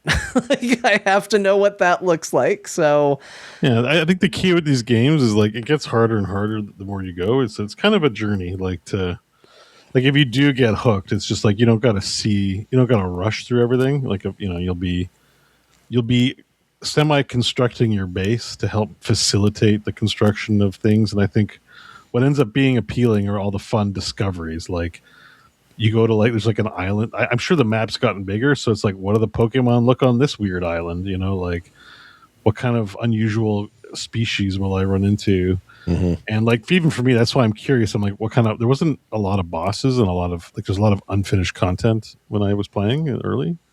So now I'm like, oh, I want to see what they've put in here. Maybe it's, it's been a year or more at least, right? When they first launched, like 2024, maybe. Yeah. So there's got to be good stuff. And I just like the story of this game. I think Pocket Pair was kind of a slopware company for the most part. Like they were doing the whole, like, let's take two popular tags, cross-pollinate them, and just, I think there's like still a crafting game that was in early access before Palworld that still is in early access, Craftopia. Like, they basically abandoned everything for Palworld because it actually hit. But one of the things, I can't remember what role he played, but one of the few employees they had, I think they hired at a convenience store or something. Like, they just hired some random guy who seemed to know what they were doing with programming, but like not. And then, then he just made something weird or helped make this weird Palworld thing, and it took off. Like, it's not. This wasn't like, the result of some kind of crazy engineering. It was just like, that's why the machine guns are in there and the Pokemon are in there, because nobody with sense said, oh, we'll probably get sued by Nintendo. And also, why are there guns in a kid's game about cute Pokemon? Like, all the ideas that an adult would be like, we can't do that, are just kind of here. And it's like, I know one of them, like, they just hired them like off the street, and some weird, like, we just need a programmer, can you program? It's like, yeah, okay, well, come on in, something like that. It's out there. I don't know the exact details, but Sure. I am installing it. Yeah, it. I've not been in that long, but I like what's going on, and John's making me want to do even more. I'm going to see if the boys want it. Maybe I'll start the server back up. We had like a core server. Well, another thing is, it seems like the server's got persistent progress. It's like V-Rising does it with their. You can run an instance. Yeah, you can rent a server off Shockbite. I mean, I don't run them locally. I don't have the know-how, or I don't want to be responsible for managing it. But you can hire, service, just like where you get your Minecraft servers and stuff. You can just have a server running 24 hours a day for like $20 a month. and then people can log in and just be part of a shared world. But it's like a mini MMO where it's only your friend group or whatever that are playing. So I also heard that when you log in or when you first get in there and you go and look at the vista of what's out there, it's supposed to be like way different than it was during early access or something. It was pretty cool in early access. Like there was definitely like a weird island place with a giant tree, and I saw in one of the marketing more recently. There's like a floating island which I didn't see. So, I mean, that's why I'm like, these guys don't strike me as the type like we had a AAA team has a solid locked production pipeline, and we'll get to 1.1. It's just like it's a couple guys going like, people like this thing. Let's just put some more, and it's like it's just and they got whateversville, and they withstood the Nintendo attempt to shut it all down, and yeah. Also, it's kind of a big fu to that whole the whole Pokemon. Like, I don't know, just a feel good story because as much as I like Nintendo, I hate their legal team. And so stands as a nice victory against squashing. Yeah, in Japan too, which is a harder legal landscape to fight this stuff. So they did really well. All right, well there you go, John. We may as well keep down the road with you. You tried out that Denshattack. How's that spelled? How do you say it? Denshattack. Is it Denshattack? It is one of the weirdest things I've seen come across games in a while. Please explain what's going on. So this is a game, and you are a train. A train in a post-apocalyptic world where the tracks are all broken and messed up. And so as a train car, naturally what you should be doing is a bunch of sick tricks, jumping from track to track, and races and challenges. And man, I don't even know how to describe this game. This game is a little bit like Tony Hawk. It's a little bit like Jet Grind Radio. Yeah. And it's run based. Which is interesting, and that's kind of part of what made me get it. Is I had been playing a lot of stuff that was, you kind of try again, do better, try again, do better, try again, and I was just kind of in the mood for it. And this seemed like I really liked the art style of it, and it's very bright and colorful and bombastic. And the cool thing about this game, though it doesn't feel cool yet, I know it will get there. This game has a challenge ceiling that is very high. So I did the first real stage twice, and the highest thing I got on it was a bronze level, like a bronze. And I was like, man, really? The first freaking level and the best I can do is a bronze? Because this game throws a lot at you. You would think like, oh, you're a train. There's not going to be much that I have to do. But sometimes you got to brake. Sometimes you got to jump. Sometimes you got to sound your horn. Sometimes you got to jump from one track to another. Sometimes you got to drift. And then on top of that, when you jump, you need to be doing tricks because this is in service of a competition. The name Denshattack is a competition of the best train drivers in the world. Chat says Denshi is Japanese for train, which makes sense now. Yeah. So it's a lot. They're asking you to do a lot more than you think, and you watch it and you're like, oh yeah, this looks cool, I can do this. Then you get in it and you're like, man, they are asking for a lot. And you kind of go back and you're like, well, how was I supposed to pick up that collectible? And then you remember, oh right, they taught me a mechanic in the tutorial that I didn't use enough that I can, basically do Mario's butt slam down with the train. So that's how I would get that. And it's complicated and cool. There's rail grinds, which I just saw them doing there, where you got to hit the balance on the rail grind. It's a wild thing, but if you like kind of the run-based game, getting a little better, doing tricks, this is cool. Then this is a game for you. Are these preset tracks and you choose which one you want to go challenge? Is it a campaign. Yeah, they type are. thing? They are stages, but even within the stages, there are different paths. So like, there'll be times where it is as linear as just like you can go left or you can go right. Yeah. But it can also be like I was on the middle track, and the middle track went this direction, whereas the other tracks went this direction. So there is variety on what you can do, even within the scope of a single track. But they are essentially stages. Okay. And it's wild. And it just it's wild out of the gate, and it just gets wilder. You know, there's parts where you're up on the train lands on top of like a Ferris wheel, and you just ride the Ferris wheel, and then all of a sudden you've got like actual turning movement, and you can, aim the Ferris wheel for stuff, and there's objectives related to that. This is a wildly bizarre game for sure, but it's got a lot of style, and it's pretty dang cool. And I feel like when you get good at it, this is another one of those games where I'm like, man, I can't wait till this game's done quick or something. Oh yeah, because this game's gonna look so cool when somebody who knows what they're doing is like, yeah, I'm gonna do a speed run of Denshattack and get all objectives completed and stuff like that. It's gonna look awesome. It right now, when I do it, it does not look awesome. But the motivation is to get there to where it's like, yeah, I do look cool doing this. I can do this really well. And I haven't played very much of it at all. I've only done a couple runs. So there will probably be more to report back at a later time, but I just got it last night. Critics are giving this high scores. People really like it. Yeah, I mean, again, I don't think it's for everybody. I think there's going to be people where this type of game just isn't your type of game. But I think if this is your type of game, this is a very cool one of these. This feels like if there was a game that represented the mood I was in when I owned my Dreamcast, this is it. This does feel like a Dreamcast game, no doubt about it. Yeah.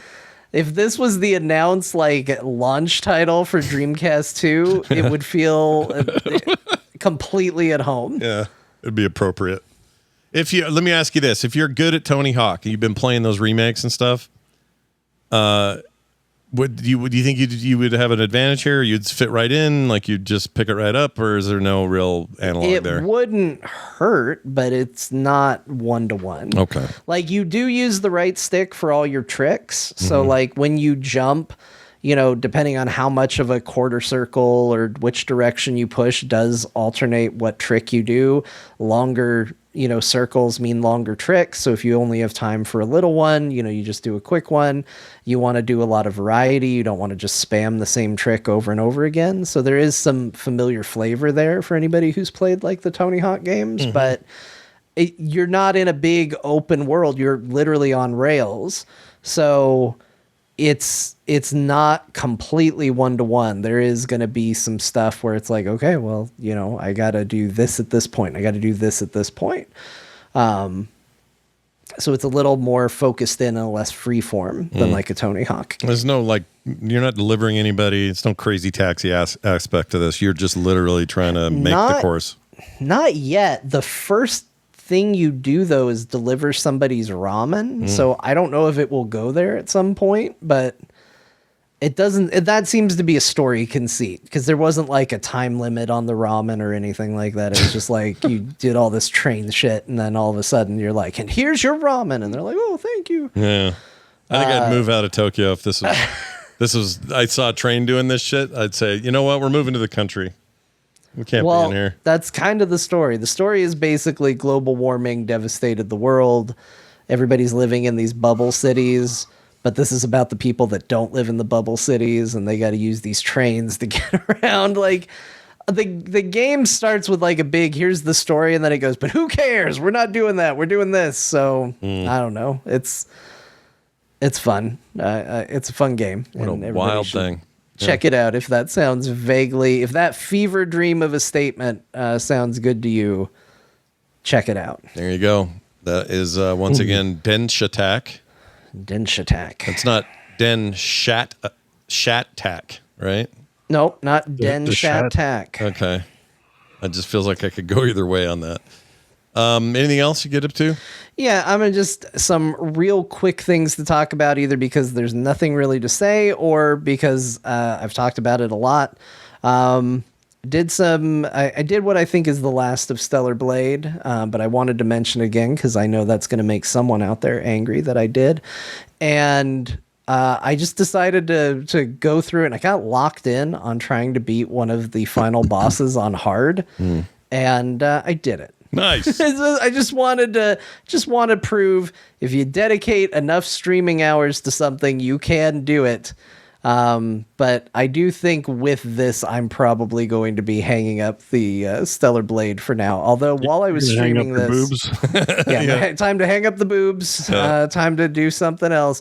Although I will say, a frequent discussion point on this stream was Scott's progress in the video game, or lack of progress. I've hardly touched it since the pirate came into town.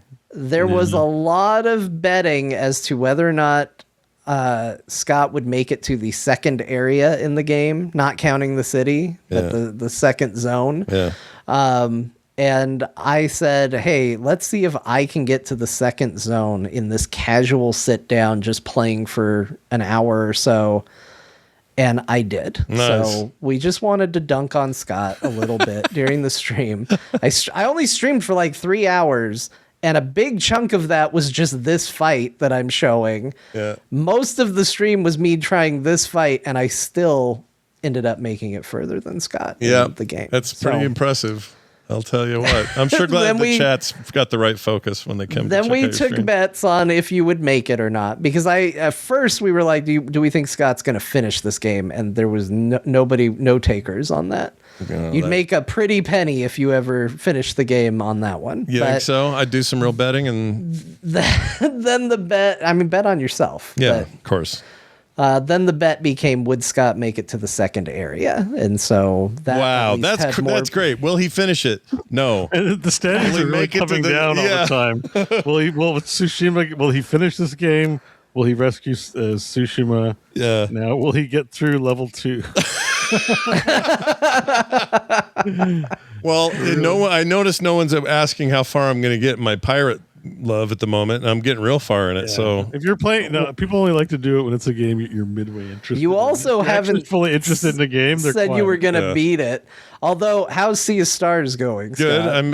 Scott? I haven't touched that in a week either, but I'm going to beat it. I'm going to beat it. I will beat Sea of Stars. That I can promise. Are you going to beat Black Flag? I hope so. I'd like to. I'd really like to. I'd like to see it through. Good with Black Flag. I think you really like it. I'm really into it. Yeah. And you have played before, so I think you have a sense of what you like. Assassin's Creed. It also helped that Elliot is such a different game. Yeah. But those being the two games I primarily spent time in, it just made sense. That felt right to have those two be the games. I can see Stellar Blade and Black Flag. Not that they have a lot in common, but it's sword it's hack and slash, explore, world business. Yeah, open worldy stuff, sort of ish. Like, I mean, I know it's not quite the same, but yeah, they have shared DNA. Yeah. For anyone who asked about, because I got a lot of people saying like, John, EverQuest Legends. I finally got it. I got it installed. I logged in. And realized, I've got a lot of backwards learning to do. Backwards learning? What's that? Backwards learning is forgetting all the innovation and quality of life stuff that has come in MMOs over the years. You're a gamer in 2026. Time to take a time machine back to 1998. Yeah, and forget that. This is where we're gonna be. And as I was doing that, someone said, when are the servers going offline for the beta period? And for whatever reason, I know this is dumb, but as soon as someone puts a date in my head that they're going to shut it down and then bring it back when it actually comes out, I was like, now I've lost all drive. And so sitting there trying to convince myself to play a game when they're like, hey, the servers, and I don't even know if it's true. I didn't look it up, and who knows, the chat, for all I know, is wrong, because chats are frequently wrong. Mm-hmm. But all of a sudden I was just like, I'm not motivated to learn anything, and I logged out. So I have it. At some point I will get in it, and I will do it again. Okay, yeah, our chat right now is saying might as well wait for the 27th. That's kind of how I feel, because I feel like what's going to happen is by the time I've gotten my brain back to 1998, they're going to wipe the characters. I'm going to start over, and I'm going to have to do it all over again. So I was just like, you know what? We'll play it later. It's only 2 weeks. Yeah. It's not like there's nothing else going on. So I will get to it. I was excited to hear the music again and see the bad graphics. I was thrilled to see all of it. They are bad. Fortnite, been playing a little bit of that. It is now cosplaying as an extraction shooter this season. Great. Boy, was I excited about that. Wait a minute. How do you mean? Did the game mode change or something? Or what is it? This season, they have added things called sprites, which are little items that you put on your back that give you bonuses. Some of them are really powerful. Some of them are just okay. And these sprites, if you die, you drop them and you lose them. But you can extract them at extraction points, which announces to everybody that the extraction pod is going to come down. And if they kill you, they get the sprites that you're trying to extract. And it's such a weird concept. Like, it's so bizarre. Because, like, I had one that apparently was very good. My stepson told me so, and he would know. He's like, that one's so good. And I was like, cool.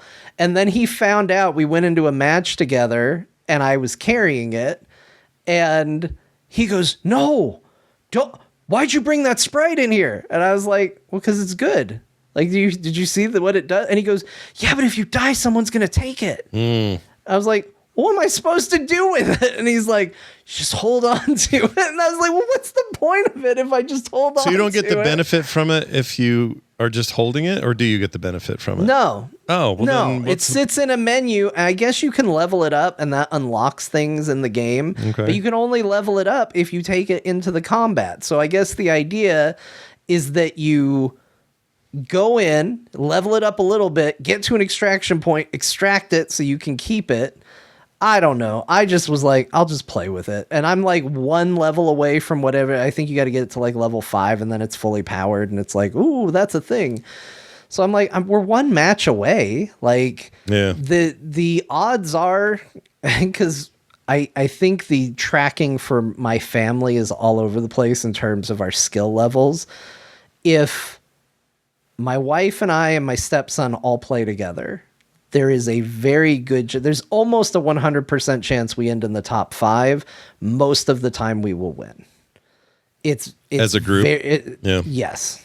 Because I think it puts us with bad players, and we're all just good enough. I think that's great. My stepson's phenomenal. He's very good at the game. I'm pretty good. I play a lot of video games, and I'm pretty decent at shooters.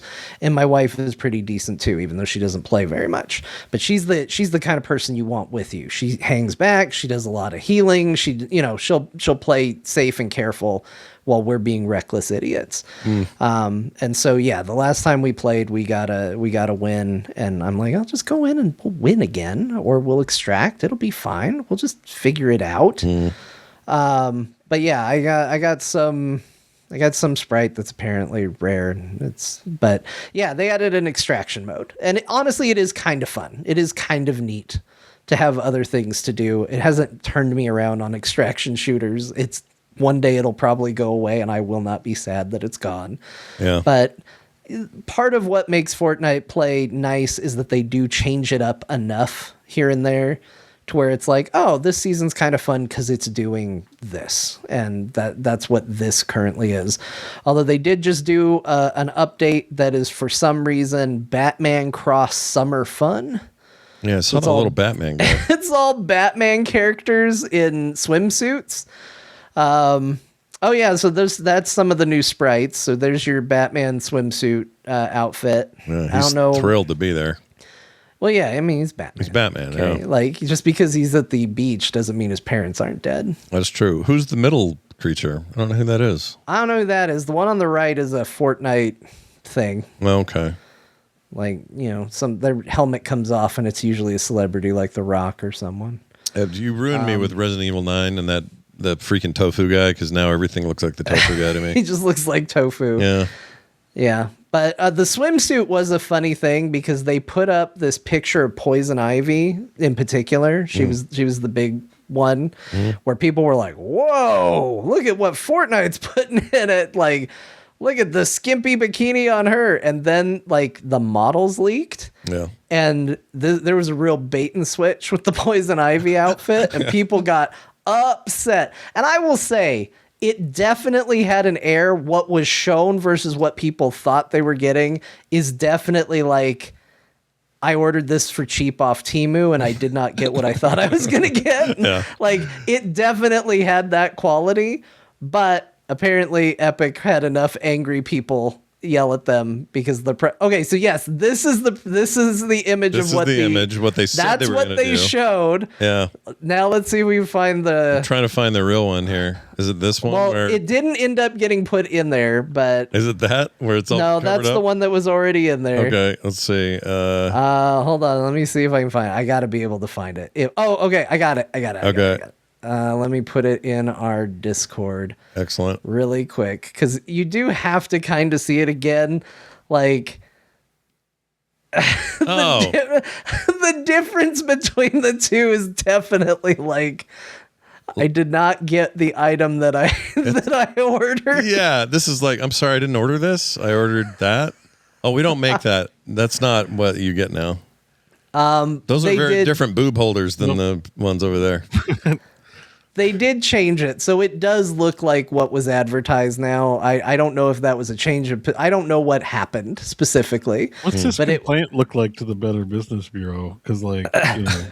I was promised underboob, and I did not get any underboob. Yeah. Their Yelp score is in the toilet now because... the boobs are wrong. No, well, I mean, this is a thing that really occurs with clothes, right? Where it's like, if you ordered something, let's say online, and it looks nothing like what's on the picture, you know, you return it. It's a whole thing, right? Mm-hmm. So now video games are doing this. We're like, my bikini is not the bikini in the poster. This pillow doesn't look like this when I first got it. Oh my. Yeah. That's wild. I didn't know about this controversy. I always like hearing about these little things. It was very brief because, again, they pivoted very quickly, and I think the only thing they've done is that costume, and I think the Harley Quinn one is this way as well. You cannot take into experiences that are rated for younger age. Oh. Because Fortnite's a game about shooting people with guns. It does have like a teen rating. So they're like, well, yeah, you can use it in Fortnite, but if you go into Prop Hunt, which is rated younger, you can't use those skins in Prop Hunt, for example. Here's my favorite thing about the internet. Somebody's so into Poison Ivy in Fortnite that they've made a video of her just dancing with her butt. So here it is forward, then we turn it around. Now here, I'll skip ahead here maybe. Here we go. Hey, it's Poison Ivy's butt.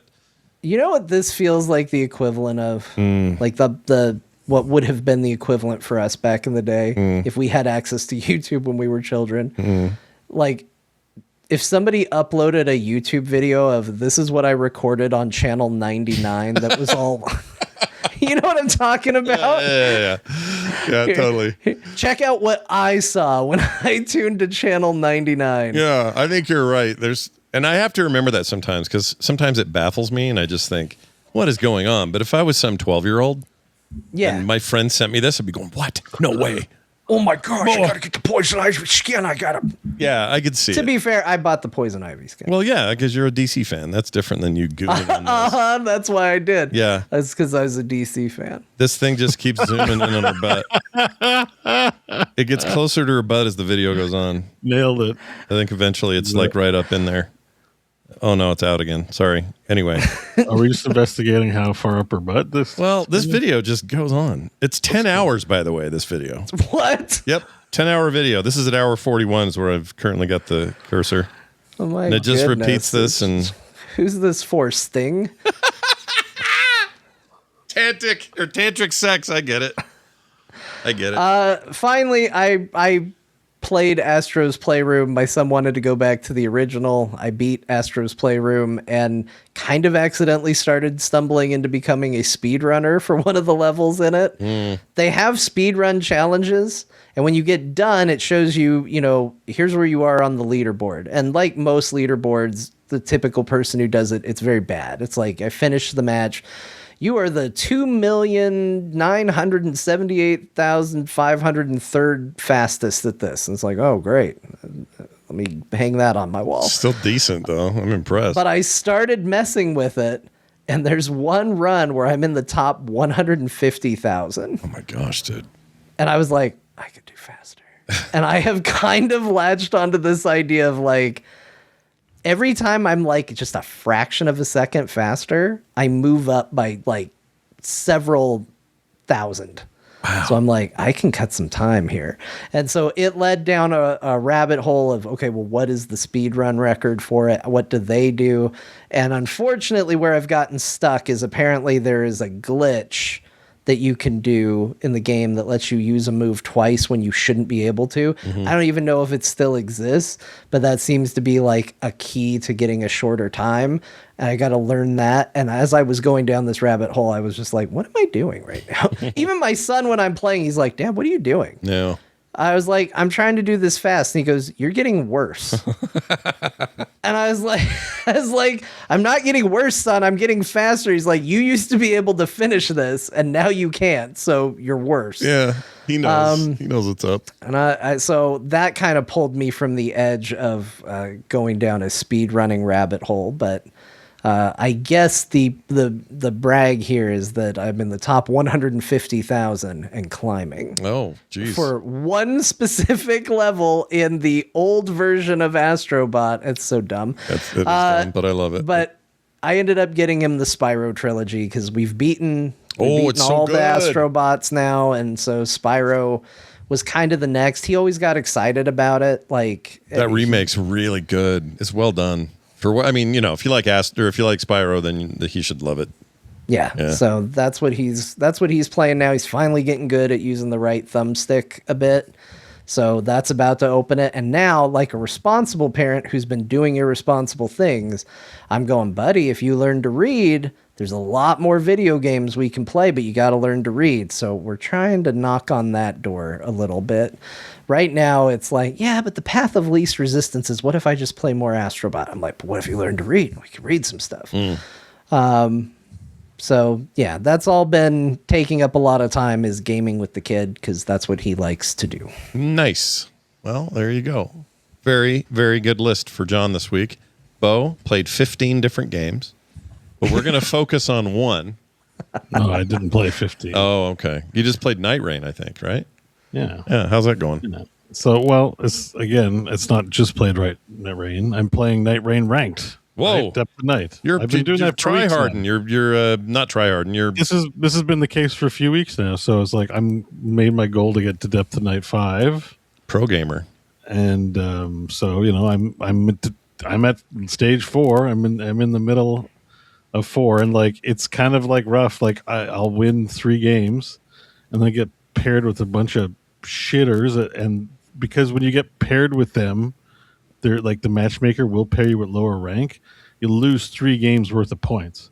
Ooh, it happened to me last night, where it's like I gained 600 points in 3 matches, and then lost 600 points in 1 match, and then lost the next match because of levers. So I'm minus 200.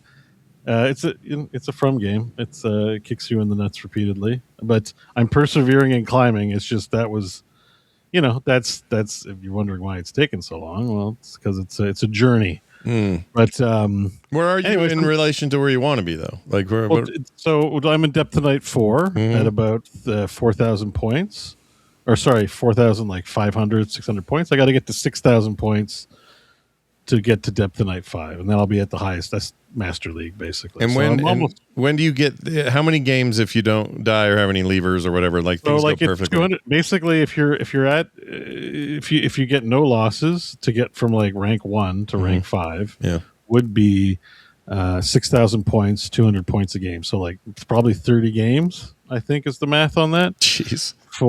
That's if you don't lose, but of course you lose, and sometimes when you lose, because I'm doing trios of matchmaker. I've just had some games where like I'm clearly the highest ranked player and I'm losing the most points for a loss that happens on day 1 because they're playing badly, especially during off hours. I tend to play a lot of hours, so I'll like lose 600 points. I'll lose 3 games worth of points on a loss, and I have to play 3 games to win back those 3 points. So it's a lot more. I mean, I'm almost up to 500 hours in this game at this point. So I spent a lot of time overall in the game. That doesn't count hours. That's a separate count. That's full slash played. Yeah, but more that they're not putting Elden Ring in that list. Like, or no, it's a separate game. It's a separate game. Right. There's 2 different. Yeah, that's why I just call the game Nightreign. I don't even call it Elden Ring. It's confusing. Yeah. I've made a goal to get to rank 5, and it's like I got to keep playing because if you take breaks, like you get worse. Like I'm on the esports path with this thing for a little while, so I play every day. I try to get like 7 or 8 games in, and I'm ranking them. Hopefully this week I'll make it to depth 5, and we'll see if I'll go to max points, which is depth 5 9999 for maximum points. But we'll see how I feel after I get to 5. I might want to start playing something else. I haven't been playing it a lot, but it's just like there's no shortage of fun to be had. Like I've been maining Recluse. I've been getting all the nuance with all the bosses and like all the different items and builds and relics. And one thing to emphasize about this is like peak Diablo 2 era gameplay loop. Like you have these randomized relics and they can roll fully random. You know, you can get like, in Diablo, you can get like shit gear, which is like strength and intelligence weapon. It's like, what's this for? You just got to trash it and vendor it. Mm-hmm. So like when you succeed on a run, you'll get 8 or 9 relics. But they'll be so like terrible in terms of having only 1 or 2 things you need. And if they have really powerful affixes, they have demerits on them, like negative affixes. And so, like, for example, I have magic attack +4 on a relic. It's awesome.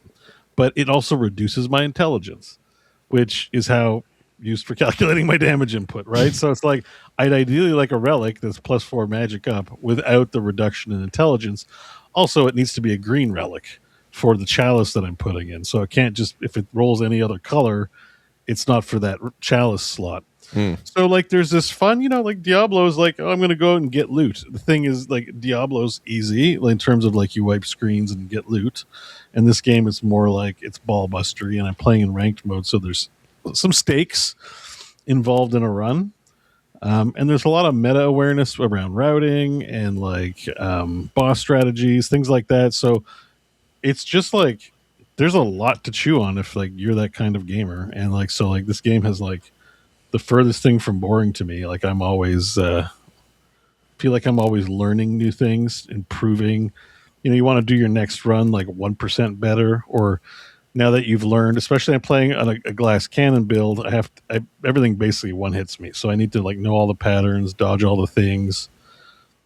And like emergent situations come up where maybe someone goes down and you got to res them, but it's a tough situation. I don't know. I'm just having a lot of fun with it, man. It's like, do you think this game has legs to be a esport type thing, or is there any effort to do that with it? No, I think there's about 10,000 concurrents. I don't think it rises to the level of esport. I think it's my favorite kind of game. Every game that I like ends up being, the B tier to what is actually like a big game, like it's everything if you look at all my favorite games, they're all destined for, like, they have a committed fan base, but they're always small and they never get the recognition they deserve.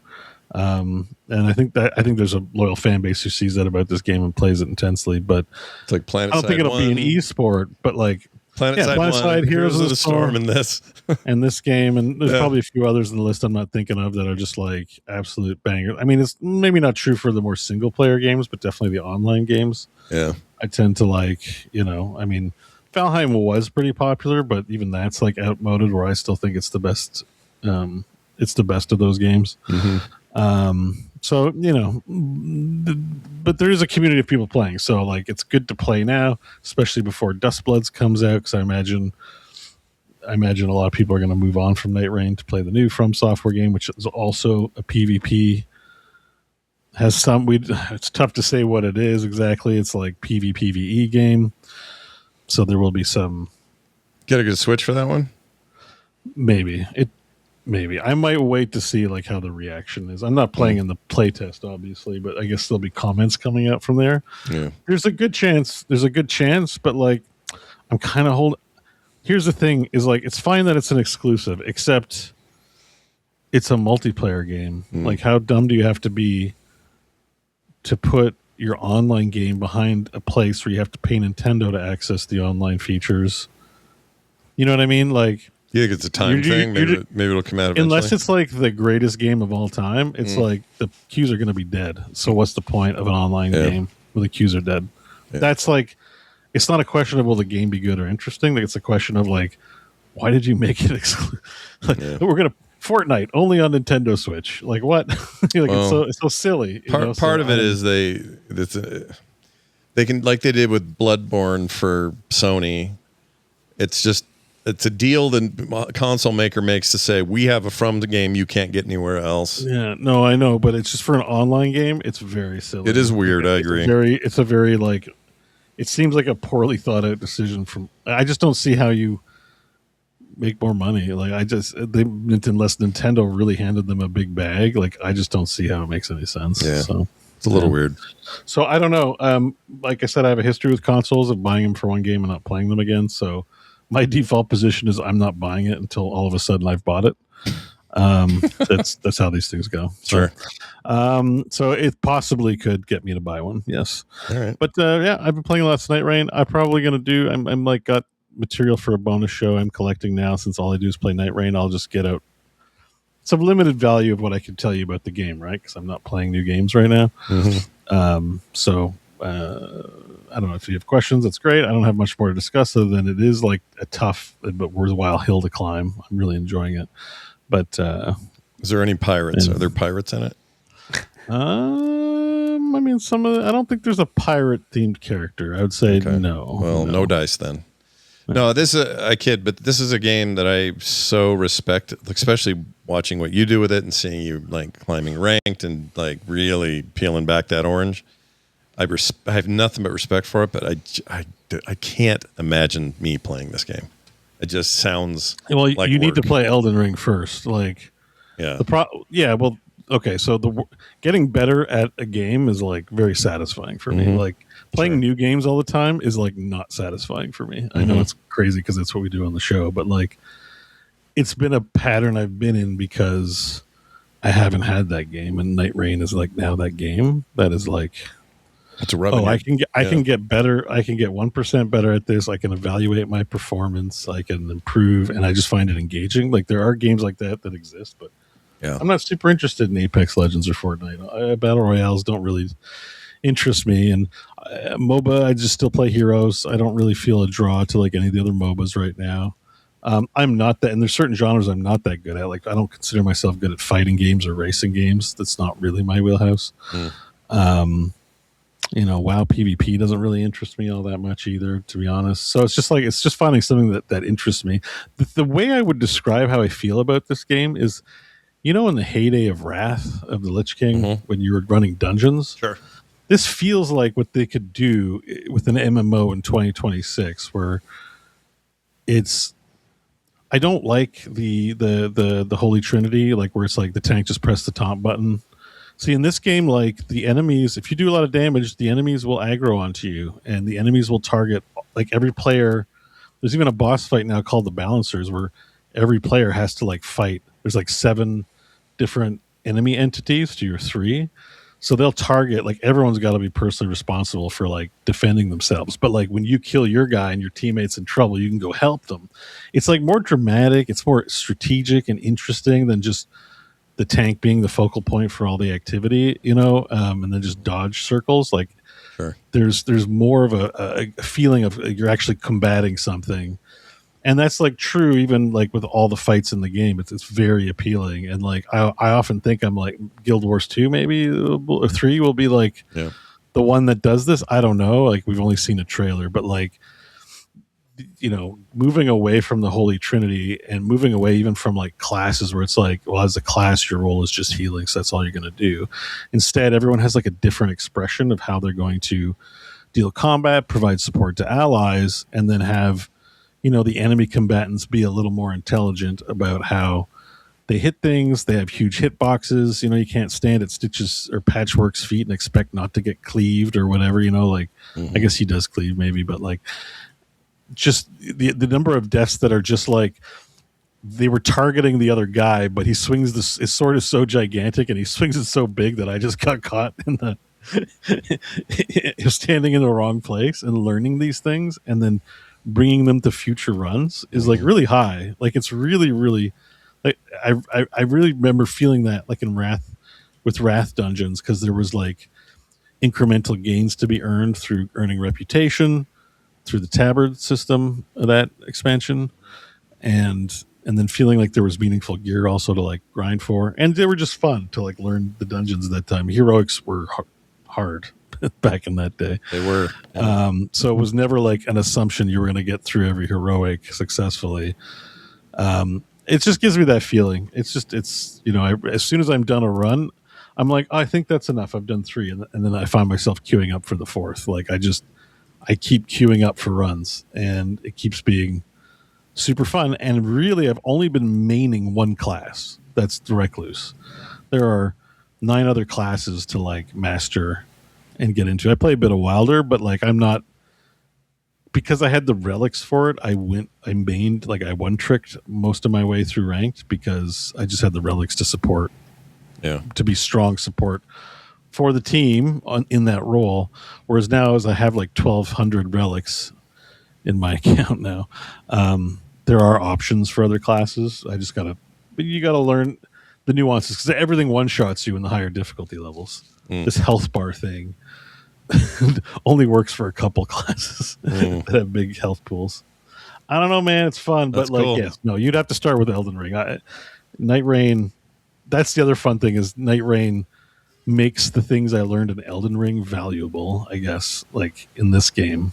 I know they'd never do this, but wouldn't it be crazy if From announced they were making an MMO and that's how that game worked, and boss fights and encounters were Souls-like in nature, and all the classes were, like you're saying, you know, utilitarian, but also offensive and defensive in equal measure, and there was no holy trinity to worry about. Like that would be they'd never do this, because an online game like that requires a whole lot of commitment, and you know. But all their games seem to have online components. So while they don't do MMOs, I don't think they're entirely unfamiliar with. Oh, they could do it. The online space, like they have that support in almost all their games. So, but it's a behemoth. Like that's MMOs, what I mean. People play them till their eyes bleed out. So your content pipeline have to be. Yeah. It's a commitment I don't think they would want to make, is what I'm saying. That's a huge one. Like I've been like looking around. I think probably there won't be a second Elden Ring. There could be, but there's a lot of like I think Miyazaki's been out there saying he's probably going to work on something else. So if they do one, it won't be for a long time.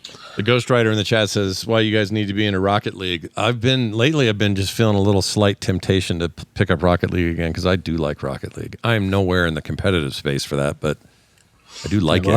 Rocket League is fun. It can be played casually for fun. It's goofy and silly too. Yeah, it's ridiculous. And we had a great time when the 3 of us were playing it back in the day. Yeah. Oh, I do like I do like Rocket League, but like in terms of like, I mean, I'm only quasi serious. I know there's once I reach the pinnacle of what there is to do, I'll be out of stuff to do in Nightreign, and you know I'm going to move on. I'm already starting to think about other things, but like I have to do this first. I want to do this first. I think that's great. And but I'm going to feel a bit hollow when it's all done. But at least it isn't like, the one thing is like Nightreign's not a forever game. Like when you play an esport, you're usually playing it for many years because that's what you're into. So, well, there you go. Nightreign up to depth of Night 4. Nice work.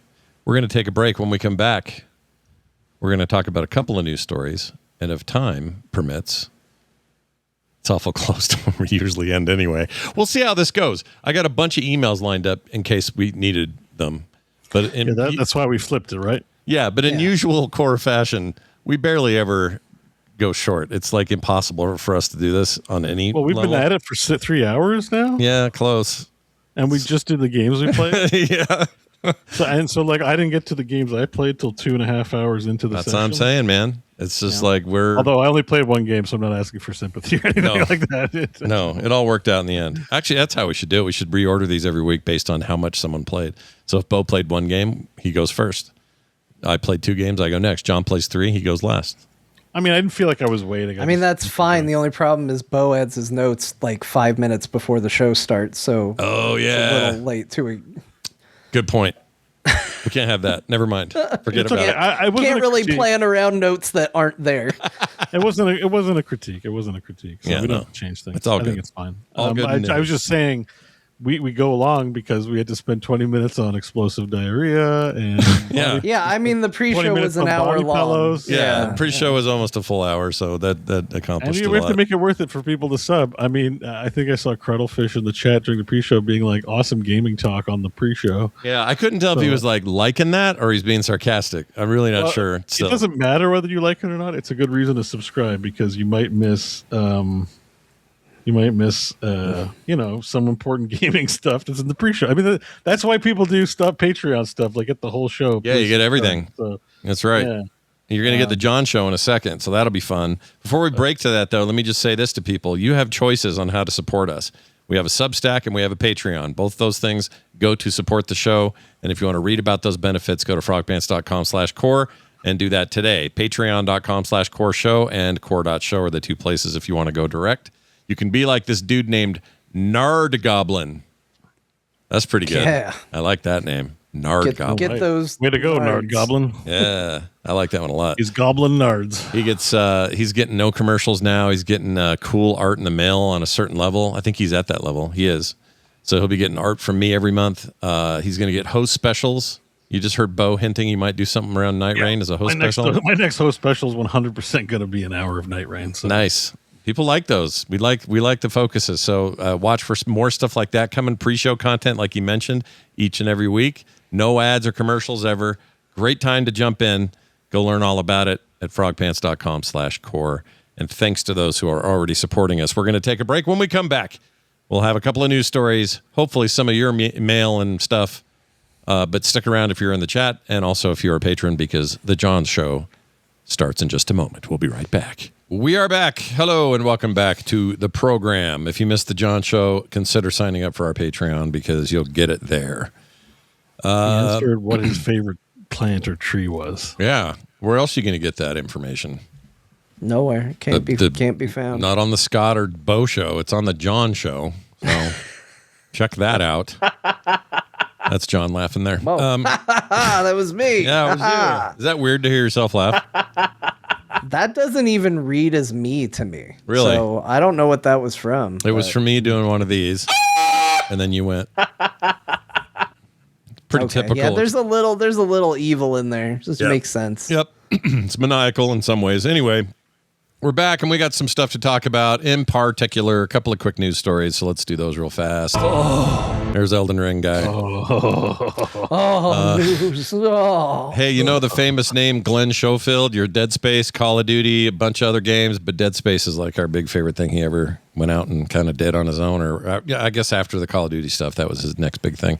Anyway, he announced his retirement and says the key to great games is creativity, and then dropped the mic and left. Yeah, I liked the final quote, and also, hey, we've had two really rough weeks, and you can say like, hey, a talented guy leaving the industry is not necessarily great news, but it sounds like he was happy. Like it's not like being forced out. Like says that he loved his career, loved what he did. But I did like this final quote on this website from the interview he did, and he said, "All I'm hearing is that we have to make development cheaper, we have to spend less money, and we have to do it with fewer people. One word I don't hear in any of that is creativity. You have to be creative 99% of the time." Yeah, I agree with him. That's some good perspective from a guy that knows, and now it's everyone else's problem. He did his part, so Glenn's out. Everyone else get your shit together. All right. Wasn't he all, but didn't he kind of have a rough time with the last game he worked on was the Callisto Protocol was not well received, but you know, hey, not everybody bats 1,000. Yeah. You can't. And I think there are people who like that game. I think part of its problem was the typical launched with so many bugs that everybody wrote it off. Yeah. It had a really rough launch that made it so a lot of people didn't get a chance to play it. And also I think the problem is when your pedigree is Dead Space and, you know, that's what people know you from and you're doing something adjacent to it. Comparison is the thief of joy. And I think there was a lot of comparison to be made. I like that phrase. Is that a real phrase? That is a real phrase. A lot of people say that. Never heard that before. Maybe I would have had a better life if somebody had told me that when I was younger. I don't know. Isn't it like a Mark Twain thing or something like that? Is it a Mark Twain? It might be. I don't know. He had said a lot of smart stuff. Pearson is the... He also really liked his cousin. It's by memory. Of Mark Twain. Often attributed to Theodore Roosevelt. Oh. But we don't know for sure? Don't know. That's coming from the AI overview, so take it with a grain of salt. Digital Life says half my childhood was spent picking up pine cones. Hey, exactly. It's a John Show reference. You'll have to be a patron to understand the joke. All right. Hey, everybody. That's one thing. Here we also have Microsoft added again. It deleted a user's compromised account permanently. Games, files, photos, everything. Whoa. Yeah. Yeah, so this is somebody who had their Microsoft account was compromised. They were later able to verify the person who was supposed to have access to the account. They were able to go, okay, we know it's you. They terminated the account and they told them, nope, that everything that was tied to that account is gone. So he lost all of his contents of his drive, of his OneDrive. So lost all his photos, all his files. Any games that were purchased for the Xbox store, whether that's through for the 360 or through PC, all of that was gone. And there's no chance, they said there's no chance of restoring. It's about 25 years worth of data that has been permanently lost. And, obviously, immediately the things that come to mind is make sure you're protecting your files, make sure you have multiple backups. Everybody says that, but how many people actually have it? If you do, pat yourself on the back. I know a lot of people who say it and will go, make sure you do this and this and this, while they're not doing that. And it is a good reminder of, we had this with Sony when they're like, hey, we're not going to be doing physical media anymore. By the way, look at how bad as stewards we're going to be of your digital content. Microsoft can be just as bad as steward of your digital content. Yeah, it's just victim blaming if you have the means to restore it. Like, it's not like stuff was stolen from him, but like we would... if you got mugged, it wouldn't be like, oh, you shouldn't have been outside of your house. Yeah, like shouldn't have gone anywhere. Your fault. It's like, obviously it's the criminal's fault. And like, well, you get your stuff stolen. It's like, well, that's physical property that's gone. But like in a digital locker, it's like kind of inexcusable. It's like, oh, we can fix that for you, sir. Your purchases and files are still here. Yeah, and they should be. That's the whole point of it, is it should be safe. There. Usually, like if a compromised account gets its stuff deleted, often that stuff has like a 30-day retention policy. When you go to click, it's like, we'll delete this or we'll close this account, but we'll remain open for 30 days. Yeah. Before it's fully deleted. So it's this is the one case where like you can actually come back from being robbed. It's almost should be a feature, right? Like, oh, don't worry about your account getting hacked because we can fix it for you. Yeah, if my credit card can fix fraudulent payments and say, hey, we think something's weird on your account, and I go, ooh, crap, yeah, that isn't me, and and I don't lose a dime, they should be able, this sort of thing shouldn't happen. But John's right, like have multiple points of backup. Don't rely on just one, 2-factor, 3-factor, everything in your digital life. Did they well, and I just, again, to be clear, that is a good recommendation, but I still think they should have taken care of him. I don't 100%. Want my stance to be made as like, well, you should have been. No, like this should be 100% on them, and Microsoft deserves a slap on the wrist for sure for this. Yeah, the lesson is don't trust Microsoft or any other company to back you up. This is the important part. Microsoft has not commented as of this writing and is unlikely to do so. So, yeah, again, when you won't. Wow. Okay. Yeah. They just do it and not say anything. That's the real crime here, honestly. He's given money to the service. It's not his fault that they're taking on responsibility for managing your digital locker. Man, yeah. That's dark. I don't like it. Well, and we've got Microsoft, again, going to some of the stuff we've talked about around Sony and them. They're trying to come up with a way for you to digitize the games you own physically so that they can give you a digital version of it. And then they're showing that, just like Sony, they are not good digital stewards. Like, if you want to stake your reputation for digital ownership, if you want to move away from physical, and we can get into arguments about what is ownership and what is licensing and all of that, that's a separate thing.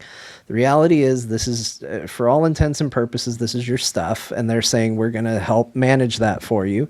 You need to trust that they're going to do a good job. And all of this stuff erodes trust at a time when they're asking for more and more of it.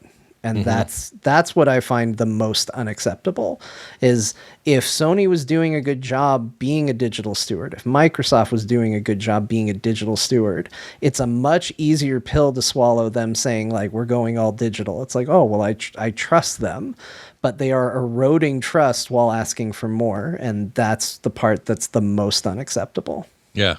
F that noise. They can eat a poo.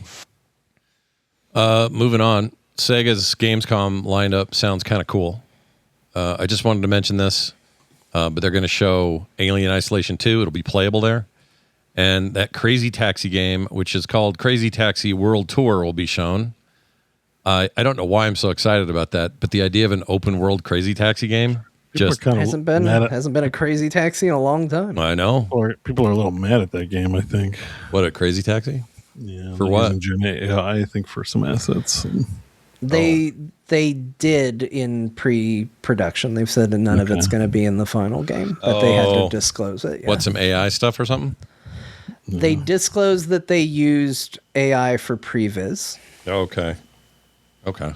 But none of the assets are going to be in the game. In fact, they're one of the companies, you're hearing this more and more, and they were one of the companies that said, what we ultimately found out is that the AI effort was not saving us time, and that to then remove it and redo all of it was actually taking longer than if we had just done it without it to begin with. Common refrain happening right now. And I get that you need to experiment to know that, but it seems like they're not the first to say it or the last. And I think that's actually good. That's going to help kind of equalize things. Because more and more these days, like even LLMs that we rely on for maybe better search or results or whatever, they really aren't. There really is a parlor trick. Like it's not what they're selling to people. They're selling to people vast amounts of artificial intelligence. It's none of that. It's just you ask it shit. Most of the time it's right. Sometimes it's wrong. It's confidently wrong. Well, why? Why is it oblivious to what should be an obvious follow-up question? It's because it's just a parlor trick. It's just assembling data, and it's doing this cool technology to assemble data, but it's not the big thinking brain robot we've all been told it will be. It's some bullshit. Yeah, we ran into that pretty heavy around here because there's all this talk about places here getting rid of daylight saving time, which is really interesting from an Arizona perspective because we already have, they show the maps of like, here's all the people impacted. And then Arizona's got this big mark of like, not impacted at all. Yeah, not at all. They've been doing it for 20 years or whatever. Here's the crazy thing is my wife and I were talking about it, and she had read one article and I had read a different article. And she said, yeah, it's going to put us permanently on Pacific time. And I said, no, the article I read said it would mean that by equivalent, like not that our time changes, but that because everybody else is now locked in, we would be on mountain time. Right. And she goes, no, mine said, it said Pacific for sure. I said, mine said mountain. Yeah. So we started trying to Google it to figure out what would happen. And the AI summary said that Arizona's time would now effectively be 2 hours earlier, which is 100% incorrect. Could not be more incorrect. And it's just like, it's one of those things. Another common expression around AI is like, wow, AI is so wrong when you know what you're talking about. And so it's that same sort of principle of like, well, we knew what the situation here was for sure. So when AI is positing its answer, we both immediately go, oh man, it's so wrong. Well, that happens more often than you think. The trick is when you don't know, you don't know. Yeah. Dr. Tolbert in the chat says there are 2 bills, one for each direction, and they're both active. So if that's the case, that explains it. I read an article based on one. She read an article based on the other. We're both sitting there going, no, how are you the exact opposite of what it's supposed to be? But that helps illustrate my whole problem. My chief problem here is that it should be smart enough to go, if it's truly a super intelligence we've created, all right, it should be smart enough, if that's the promise, to go, oh, there are 2 bills being proposed. There are 2 ways this could go, and it's being reported in 2 different ways in various places. Sometimes the same time they're talking about both ways, and sometimes separately. That's intelligence, is to go, oh, that's what's happening, so I'm going to report to John for his question. I'm going to say, well, there are these 2 options happening. Because it doesn't do that, that to me just proves that it's just a freaking trick. When it's right, you're like, ooh, it's right. Like it's magic. It's just bullshit. Expensive bullshit. Expensive. Like incredibly impactful, expensive, gonna wreck entire economies kinds of expensive.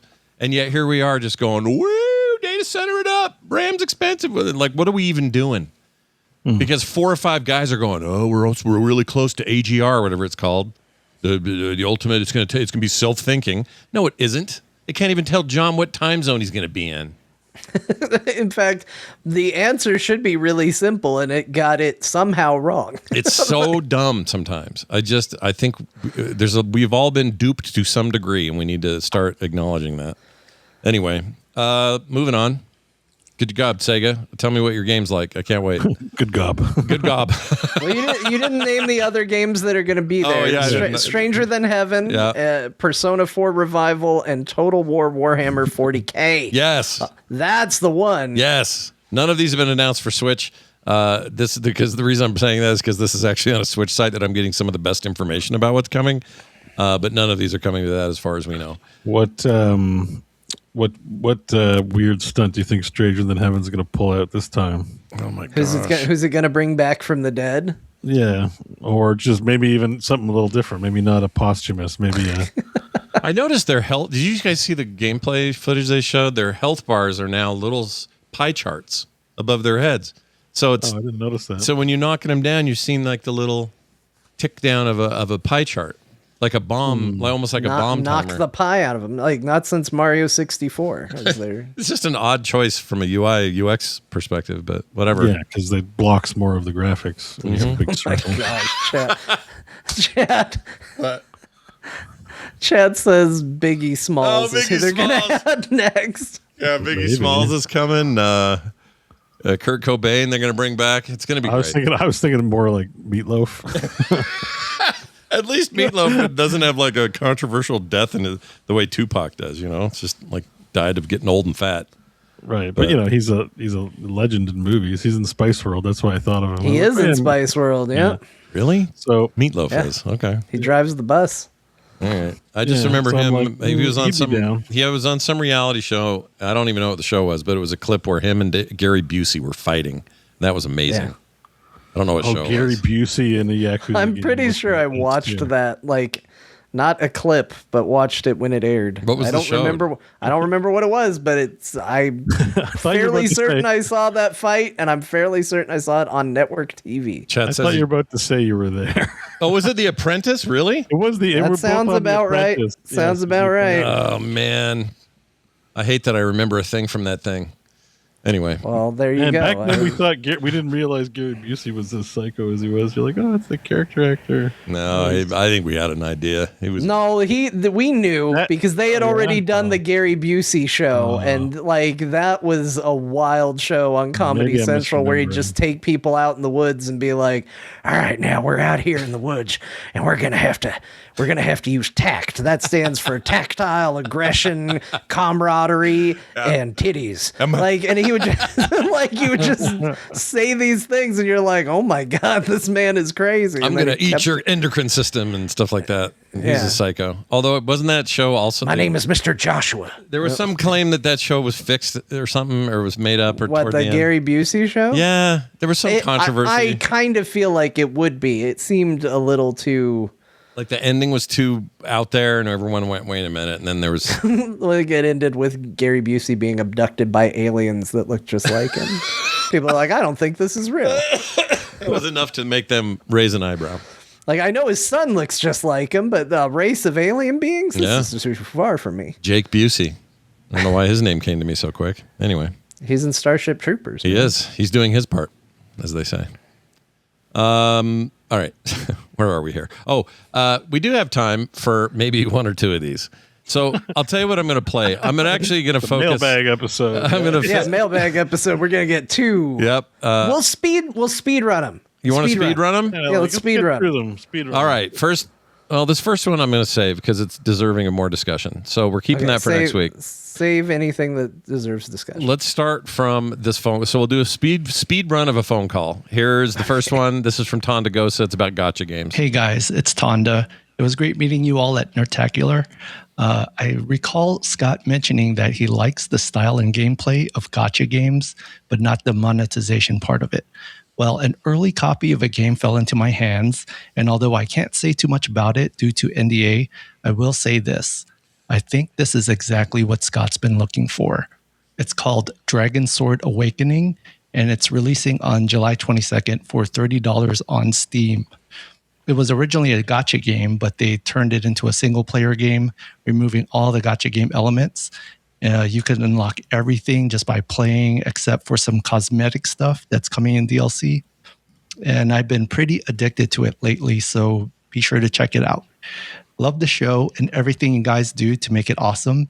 Thank you. Yours in this life and the next, Tonda. Nice.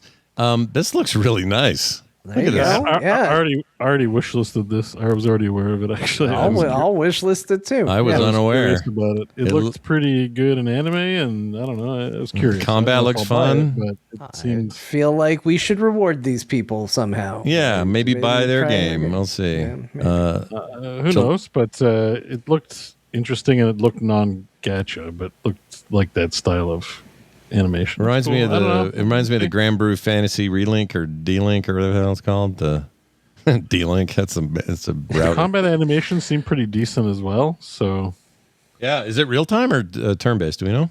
It's sorry, I'm talking about Dragon Sword. Oh. Well, that's what I'm talking about.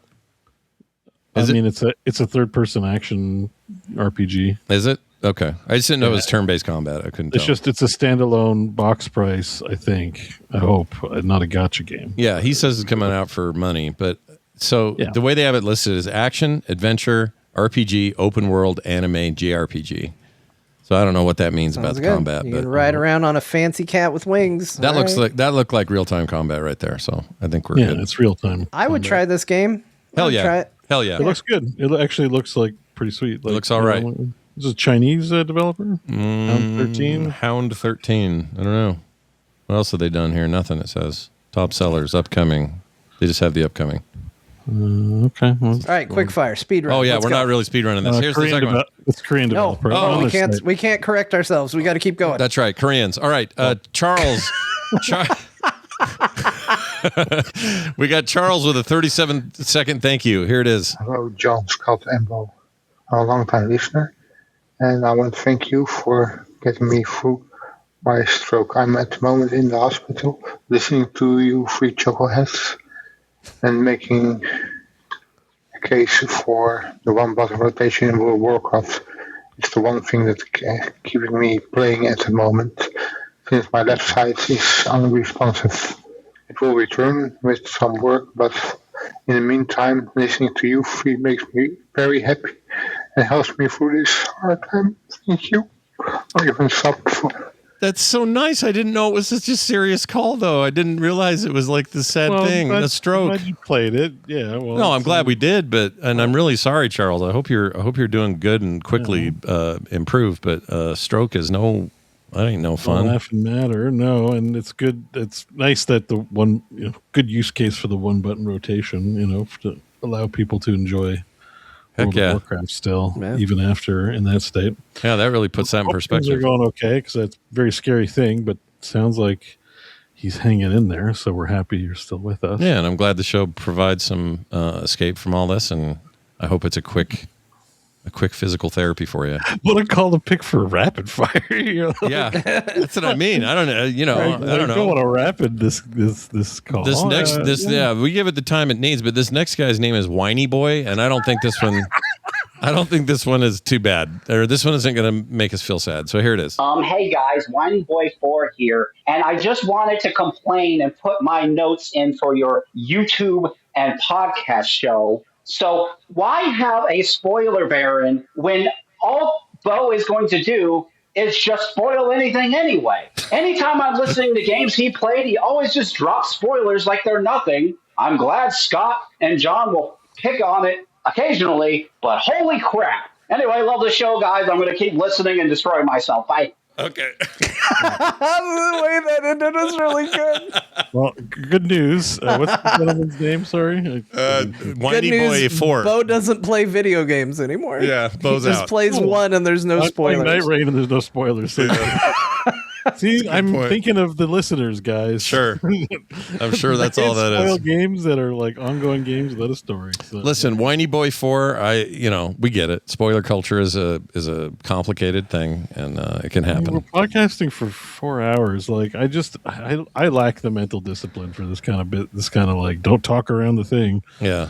But I'm there with you. But like, the funny thing is that Bo is the anti-spoiler one among us. Yeah, that's true. That's the funny thing is like, people are like, "Hey, you want to be spoiled on it?" Scott and I are like, "Sure, go ahead." Bo's like, "Not me. I'll get off the thing. Not me." But it's not me being a hypocrite because like my policy is like for my own content viewing is like, yeah, I expect that of everything else. So I'm a very low social media user at this point for these reasons. And, if I'm going to listen to a gaming show, I'm either like, I don't care about spoilers. And if it's something I care about, I just can't watch the content. Doesn't matter if it says spoiler free or not.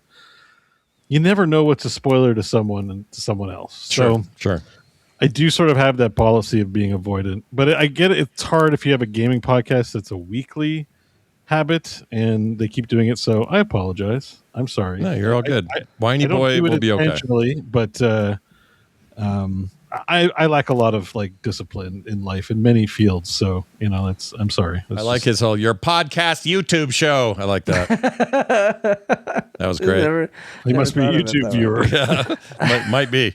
All right, let's move on to this one. Rapid fire style. Colin has a point about alternatives to hardware buying. He says, hello, Core. I would say if cloud gaming took off because of hardware shortages, it would go the other way, or would go the way of streaming services, that being video streaming services. 10 different services with various games constantly becoming unavailable, price hikes every 6 months, and I'm sure the inevitable ad tier will come into play at some point. Already has on the GeForce one. It may be fine now, but if our options are limited, the corpos have more power. It's actually a very, very good point. 100% agree with this. This is why, I'm excited that Scott tried it and could talk about it. It's why you're not going to ever hear me getting excited about it.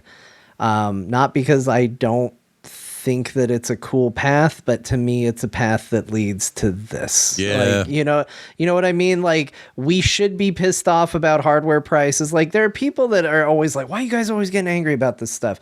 Because if you don't get angry about this stuff, then people think they can get away with it. And when they think they can get away with it, it keeps getting worse. Like, and shitification thrives when nobody gives a shit. The end goal is going back to arcades. Like, you'll be paying tokens for 15-minute intervals of game time. Yeah, nobody. That sounds crazy, but I'm sure there's a bunch of people on the business end of things going like, that sounds amazing. Yeah.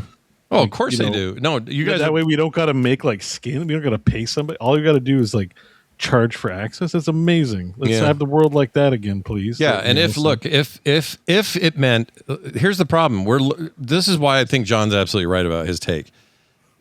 We've been burned by it, and we've seen it play out from like 2007 until now. About a 20-year span, we got to watch how the streaming services from Netflix forward handled this. And the way they've handled it is go up, go up, go up, go up.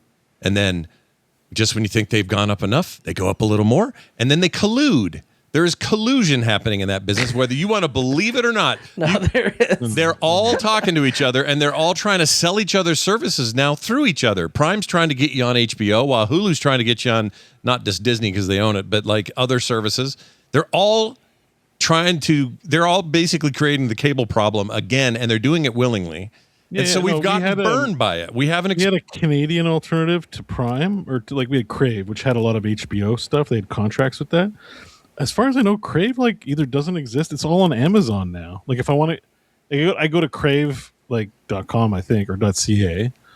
Okay, it still exists, but you can also go to Amazon and get your Crave there. Yeah. And it's like, what is it? It's just some company.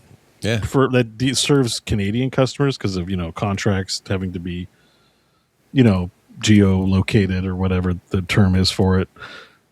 So yeah, so it's just it's just a mess, and it's just getting worse. But I think the tolerant, we remember gaming in the 90s, 2000s, right? There's a lot of opinionated people that could tank your product if you made bad decisions. But now there's a lot of people who don't think that hard about it because it's very normalized, who will just sub to TV. And, if you have these intense conversations about it, get annoyed. And, yeah. So it's you kind of feel bad when you're actually this is really bad. We need to stop doing it. And everyone's like, don't police my behavior. And you're like, it isn't about that. I don't think it's just Black Flag, but I think we're heading, the reason I'm talking about pirates a lot, but I do think we're heading toward a golden age of piracy, perhaps. Something's about to break, I wonder about that. Thing is, piracy's easier on the internet, but the movement seems to be about preserving games. So it's I wonder if the interest won't wane on these online services in favor of a return to some kind of physical media of some kind. I don't know what that looks like, but I don't know who's going to provide it either. Yeah, I mean, it's just it's hard to tell, and it's I don't think we'll be served because the overwhelming majority of people, even though excuse me, people will gravitate to convenience even if they hate it. Yeah, it's kind of like a tornado or anything else. It is a force in human societies. Everyone's don't pre-order GTA, but then they're the most pre-ordered game in existence. Because it's convenient. You'll just get the game. I have the money today, and I'll just get the game on launch. I just saw that there's some report of 50 million pre-orders for that thing. 50 million? Yeah. Man. Pre-orders. That's the one benefit of pre-order. If you're have high confidence in the product. Crazy. I'll pre-order some Blizzard stuff because they generally launch. Generally, your expectation is going to land where it is. Whether it's good or bad, it'll still be kind of a quality product. Mm-hmm. And it's I got the money now, and I won't have to pay for it later. It's a convenience, and maybe it's not a huge convenience, but it can be convenient when you're going to spend the money. 50 million, though. Holy Moses. Well, I mean, people love GTA. And I think one of the things gaming's cultivated, especially through streaming and YouTubing, is the relevancy culture. Because I can play Monopoly tomorrow, and if it's my first time playing, it might be super awesome experience. Monopoly, so stupid. Yeah. But it might be a fun experience. I don't need to play Monopoly on launch. I don't need to play Settlers of Catan the week of launch of that board game. It's such a strange thing. Video games have cultivated this no, you have to play it the week it comes out. That's when it's important to play it, and it's that's a trap. That's a psychological trap. You don't need to play anything on launch, at all. But it works. I can say that, and everyone in the audience here can be of that mind. But there's still 50 million pre-orders of GTA who are it's important to play day one because we all think we're YouTube creators and live streamers, even though we're not. It's just a sucker psychology there. Yeah. By the way, if that game is $79, that's 50 million pre-orders is $3.95 billion in revenue for pre-orders only. My gosh. Oh yeah. I mean, I think the one thing is if you like a company and you want to encourage them to feel confident, having a movement like that is kind of nice, right? Okay, the company doesn't know if it's going to sell well. If they do the pre-orders and the fans support it, then the company's feeling confident. Maybe it puts development of your favorite franchise in a better spot. I think there's some logic to that when we think about it. But it's just too bad we can't do that for cancer research. That'd be great, wouldn't it? It's GTA. Oh yeah, here's all the money in advance. It's one day we'll resolve cancer you want to pre-order cancer, the solution to cancer? Like, no thanks. Humans are weird. That would be wild if they were like, one day we'll solve it. There's a decent chance it'll be in your lifetime. You can buy now and get whatever it is when it hits. Yeah, get your cancer insurance pre-order. Yeah. Let's do it.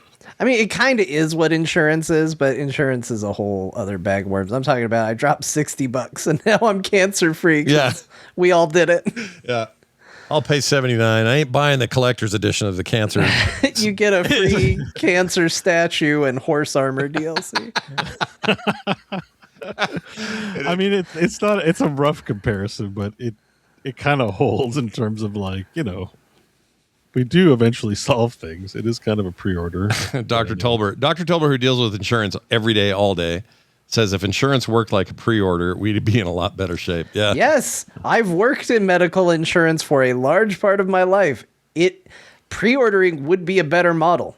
And that's not saying a lot about the pre-order model, but it would be significantly better. Yeah. Yeah. Well, there you go then. Oh man, look at us hauling ass through these. Let's get to this next one. Keep going. Yeah. Gino, about a trick he learned. I'll read it. I just learned that you can open up a secondary window in Steam, click a link, and then put into the browser window. Put into the browser window in Steam the Chrome extension page URL. You can then add extensions that would affect Steam pages that way. For instance, I've got the SteamDB extension installed, and I can see things like player counts and last update date and things like that in Steam itself. I thought that may be helpful for stuff we do here on the show and thought I'd share. Well, thank you for that, Gino. That's I didn't cool. realize that was a thing. I mean, I knew there was a browser, but yeah, Steam is basically serving HTML. That's at its core. It's why you can right click it and choose copy URL and all that. But I didn't know you could integrate. I didn't know Chrome extensions worked. Yeah, that's crazy. Browser. Yeah. That's very cool. Dane, about cliffhangers. Dane says, are there any games that ended on a cliffhanger that you were looking forward to the next gen version of? Sorry, to the next gen game, then the whole franchise got canceled. I'll go first. Deus Ex, he says. Love the show, Dane. Definitely. That would be my pick, too. Mankind Divided was a banger of a game. And there's supposed to be a third game and no third game. Real bummer. Also, that Alien RTS I played on the cliffhanger, and I definitely play another one of those, and I don't think we're getting another one. How cliffhangery was it? Was it like a... It was the typical Alien cliffhanger. We solved the alien problem. We got away, except, I don't know, someone in cryo sleeves probably got a usual. But still... I love it. Something like that, Chat says PsyOps. I don't remember PsyOps. There's only one cliffhanger. Half-Life 2 is a real good one. That one stands out. Half-Life 2.3, yeah. Yeah. It's like literal definition of edging. Game edging, yeah. They did release a VR game that actually just has like 2 seconds of development for the story in Half-Life 2, but then still nothing. I mean, I'm holding out hope that the Frame launches with an actual title. Yeah. Because they teased, it's virtually a promise. Now, I know in gaming that's not really a promise because they abandon franchises, is what we're talking about. But it's basically a promise of more. It's not, Gabe didn't show up and be like, don't expect any more video games, even though we left a cliffhanger. It's just how we did it. Yeah. Yes, I think the Frame should launch with Half-Life 3. I know it's copium. I know it's silly. Yeah. But G-Man was out chatting about that stuff. He did drop some hints a while ago. There's a Half-Life 3 in that company somewhere. Oh, I'm sure of it. There's many prototypes. The question is what's being actively worked on. I think it should be like... I'm surprised it didn't launch with the Steam machine, to be honest. But it just seems so silly. Like, let's launch a Steam machine and not launch a game with it. Free money. Because they already made it. It's not like they didn't make something. It's not like there aren't prototypes lying around that company. That's true. So I would launch a Half-Life 3 with that. So Half-Life Alyx 2 has got to be coming with a frame, I would think. But it's interesting. My answer that comes to mind immediately would be Mass Effect Andromeda had a very clear, which I don't like Mass Effect Andromeda. So it is weird to be like, they shouldn't have done this. But at the same time, like, I feel like you start the story, you should finish the story. Like, there was a whole side story in Mass Effect Andromeda about like all the races that were coming on this second ship that got stuck, and that's why you don't see any of them during the course of Mass Effect Andromeda, and that they were going to get picked up in DLC that just never came out, which happens a lot. Marvel's Spider-Man 2 had a lot of DLC setup that never paid off. Or who knows if it will in the next game or not. So that's another one. But I think probably the one that stands out is Halo 4. And now Halo 4 came out, just in case anybody's confused. It did come out. But the idea of Halo 3 and how it ended was Master Chief is in a completely new galaxy. We're going to tell completely different stories. Like, he's stranded. He's away from everything. We've got freedom to do whatever we want. And then Halo 4 was like, what if we did the exact same thing? What if it's Master Chief versus the Covenant, even though we told that story, they're still here. And then they introduced a third faction that was garbage. And it was like, you guys had freedom to do whatever you wanted, and you chose this, like, a crazy loss. So I feel like somebody with money made that decision. Somebody somewhere higher up went, I don't see dollar signs. Let's change course. And I feel like Half-Life 4 is not the game that we should have gotten. And they're like, not the game. Or that Halo, we you mean promised. Halo 4. Like, Halo. Let's not listen to the Schofield guy. Schofield guy. Yeah, who said get rid of creativity. They were like, oh shit, it's creativity. Get that out of here. Yeah, we can't have that. Creativity killed the chicken goose, or what's the phrase? They could have done anything. I know. Anything. It could have been like Master Chief Dinosaur Hunter. He's like down on a planet fighting dinosaurs with sticks. They could have done anything. Yeah. Instead, they were just like, the same thing. Yeah, you're not wrong. Oh, PsyOps. You know what? Okay, so Sean, I got your link. He was talking about PsyOps. I guess that did end on a big cliffhanger. I used to think PsyOps was rad. I played that. The Mindgate Conspiracy. Did you guys play this? That's a good game. I played it. I think I rented it. I don't think I ever owned it. I was excited because it was like, this is as Star Wars a game as you can get without it being Star Wars. Because it felt like it had Jedi powers. You had force power, electrical stuff, movement stuff. Also a gun that's way too big for his hand, but all right, whatever. AI generated. That's AI art. AI. Look at the size of the gun. It's too big. AI gun.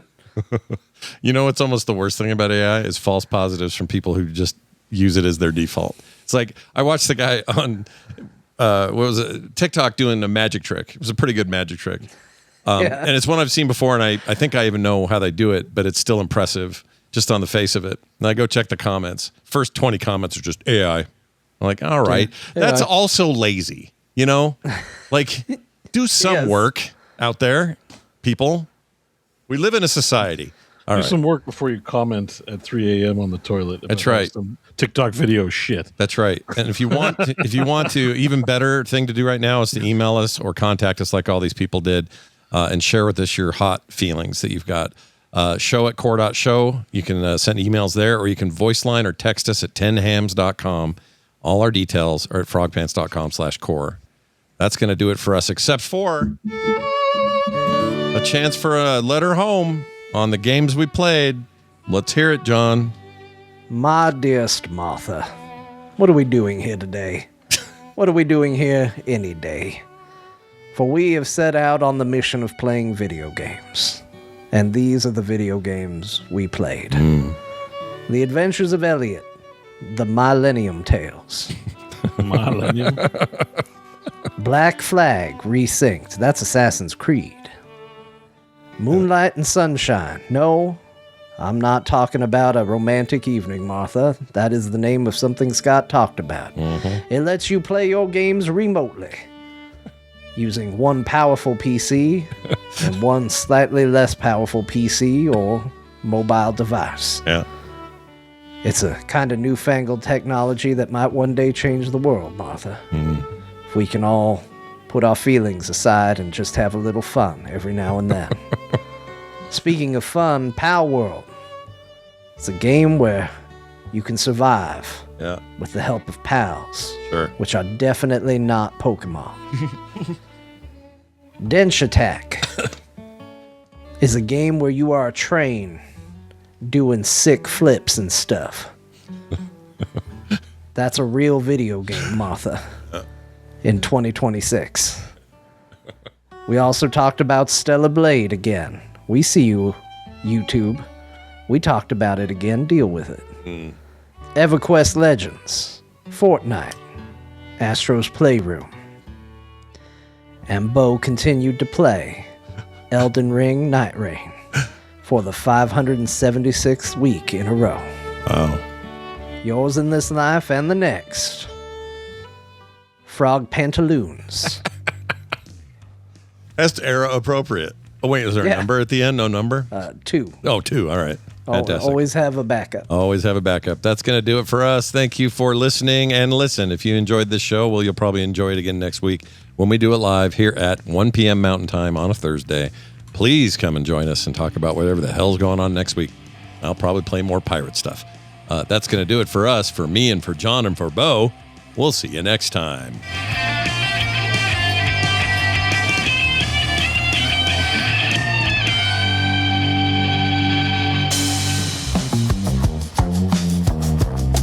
This has been a Frog Pants production. Find all our shows at frogpants.com.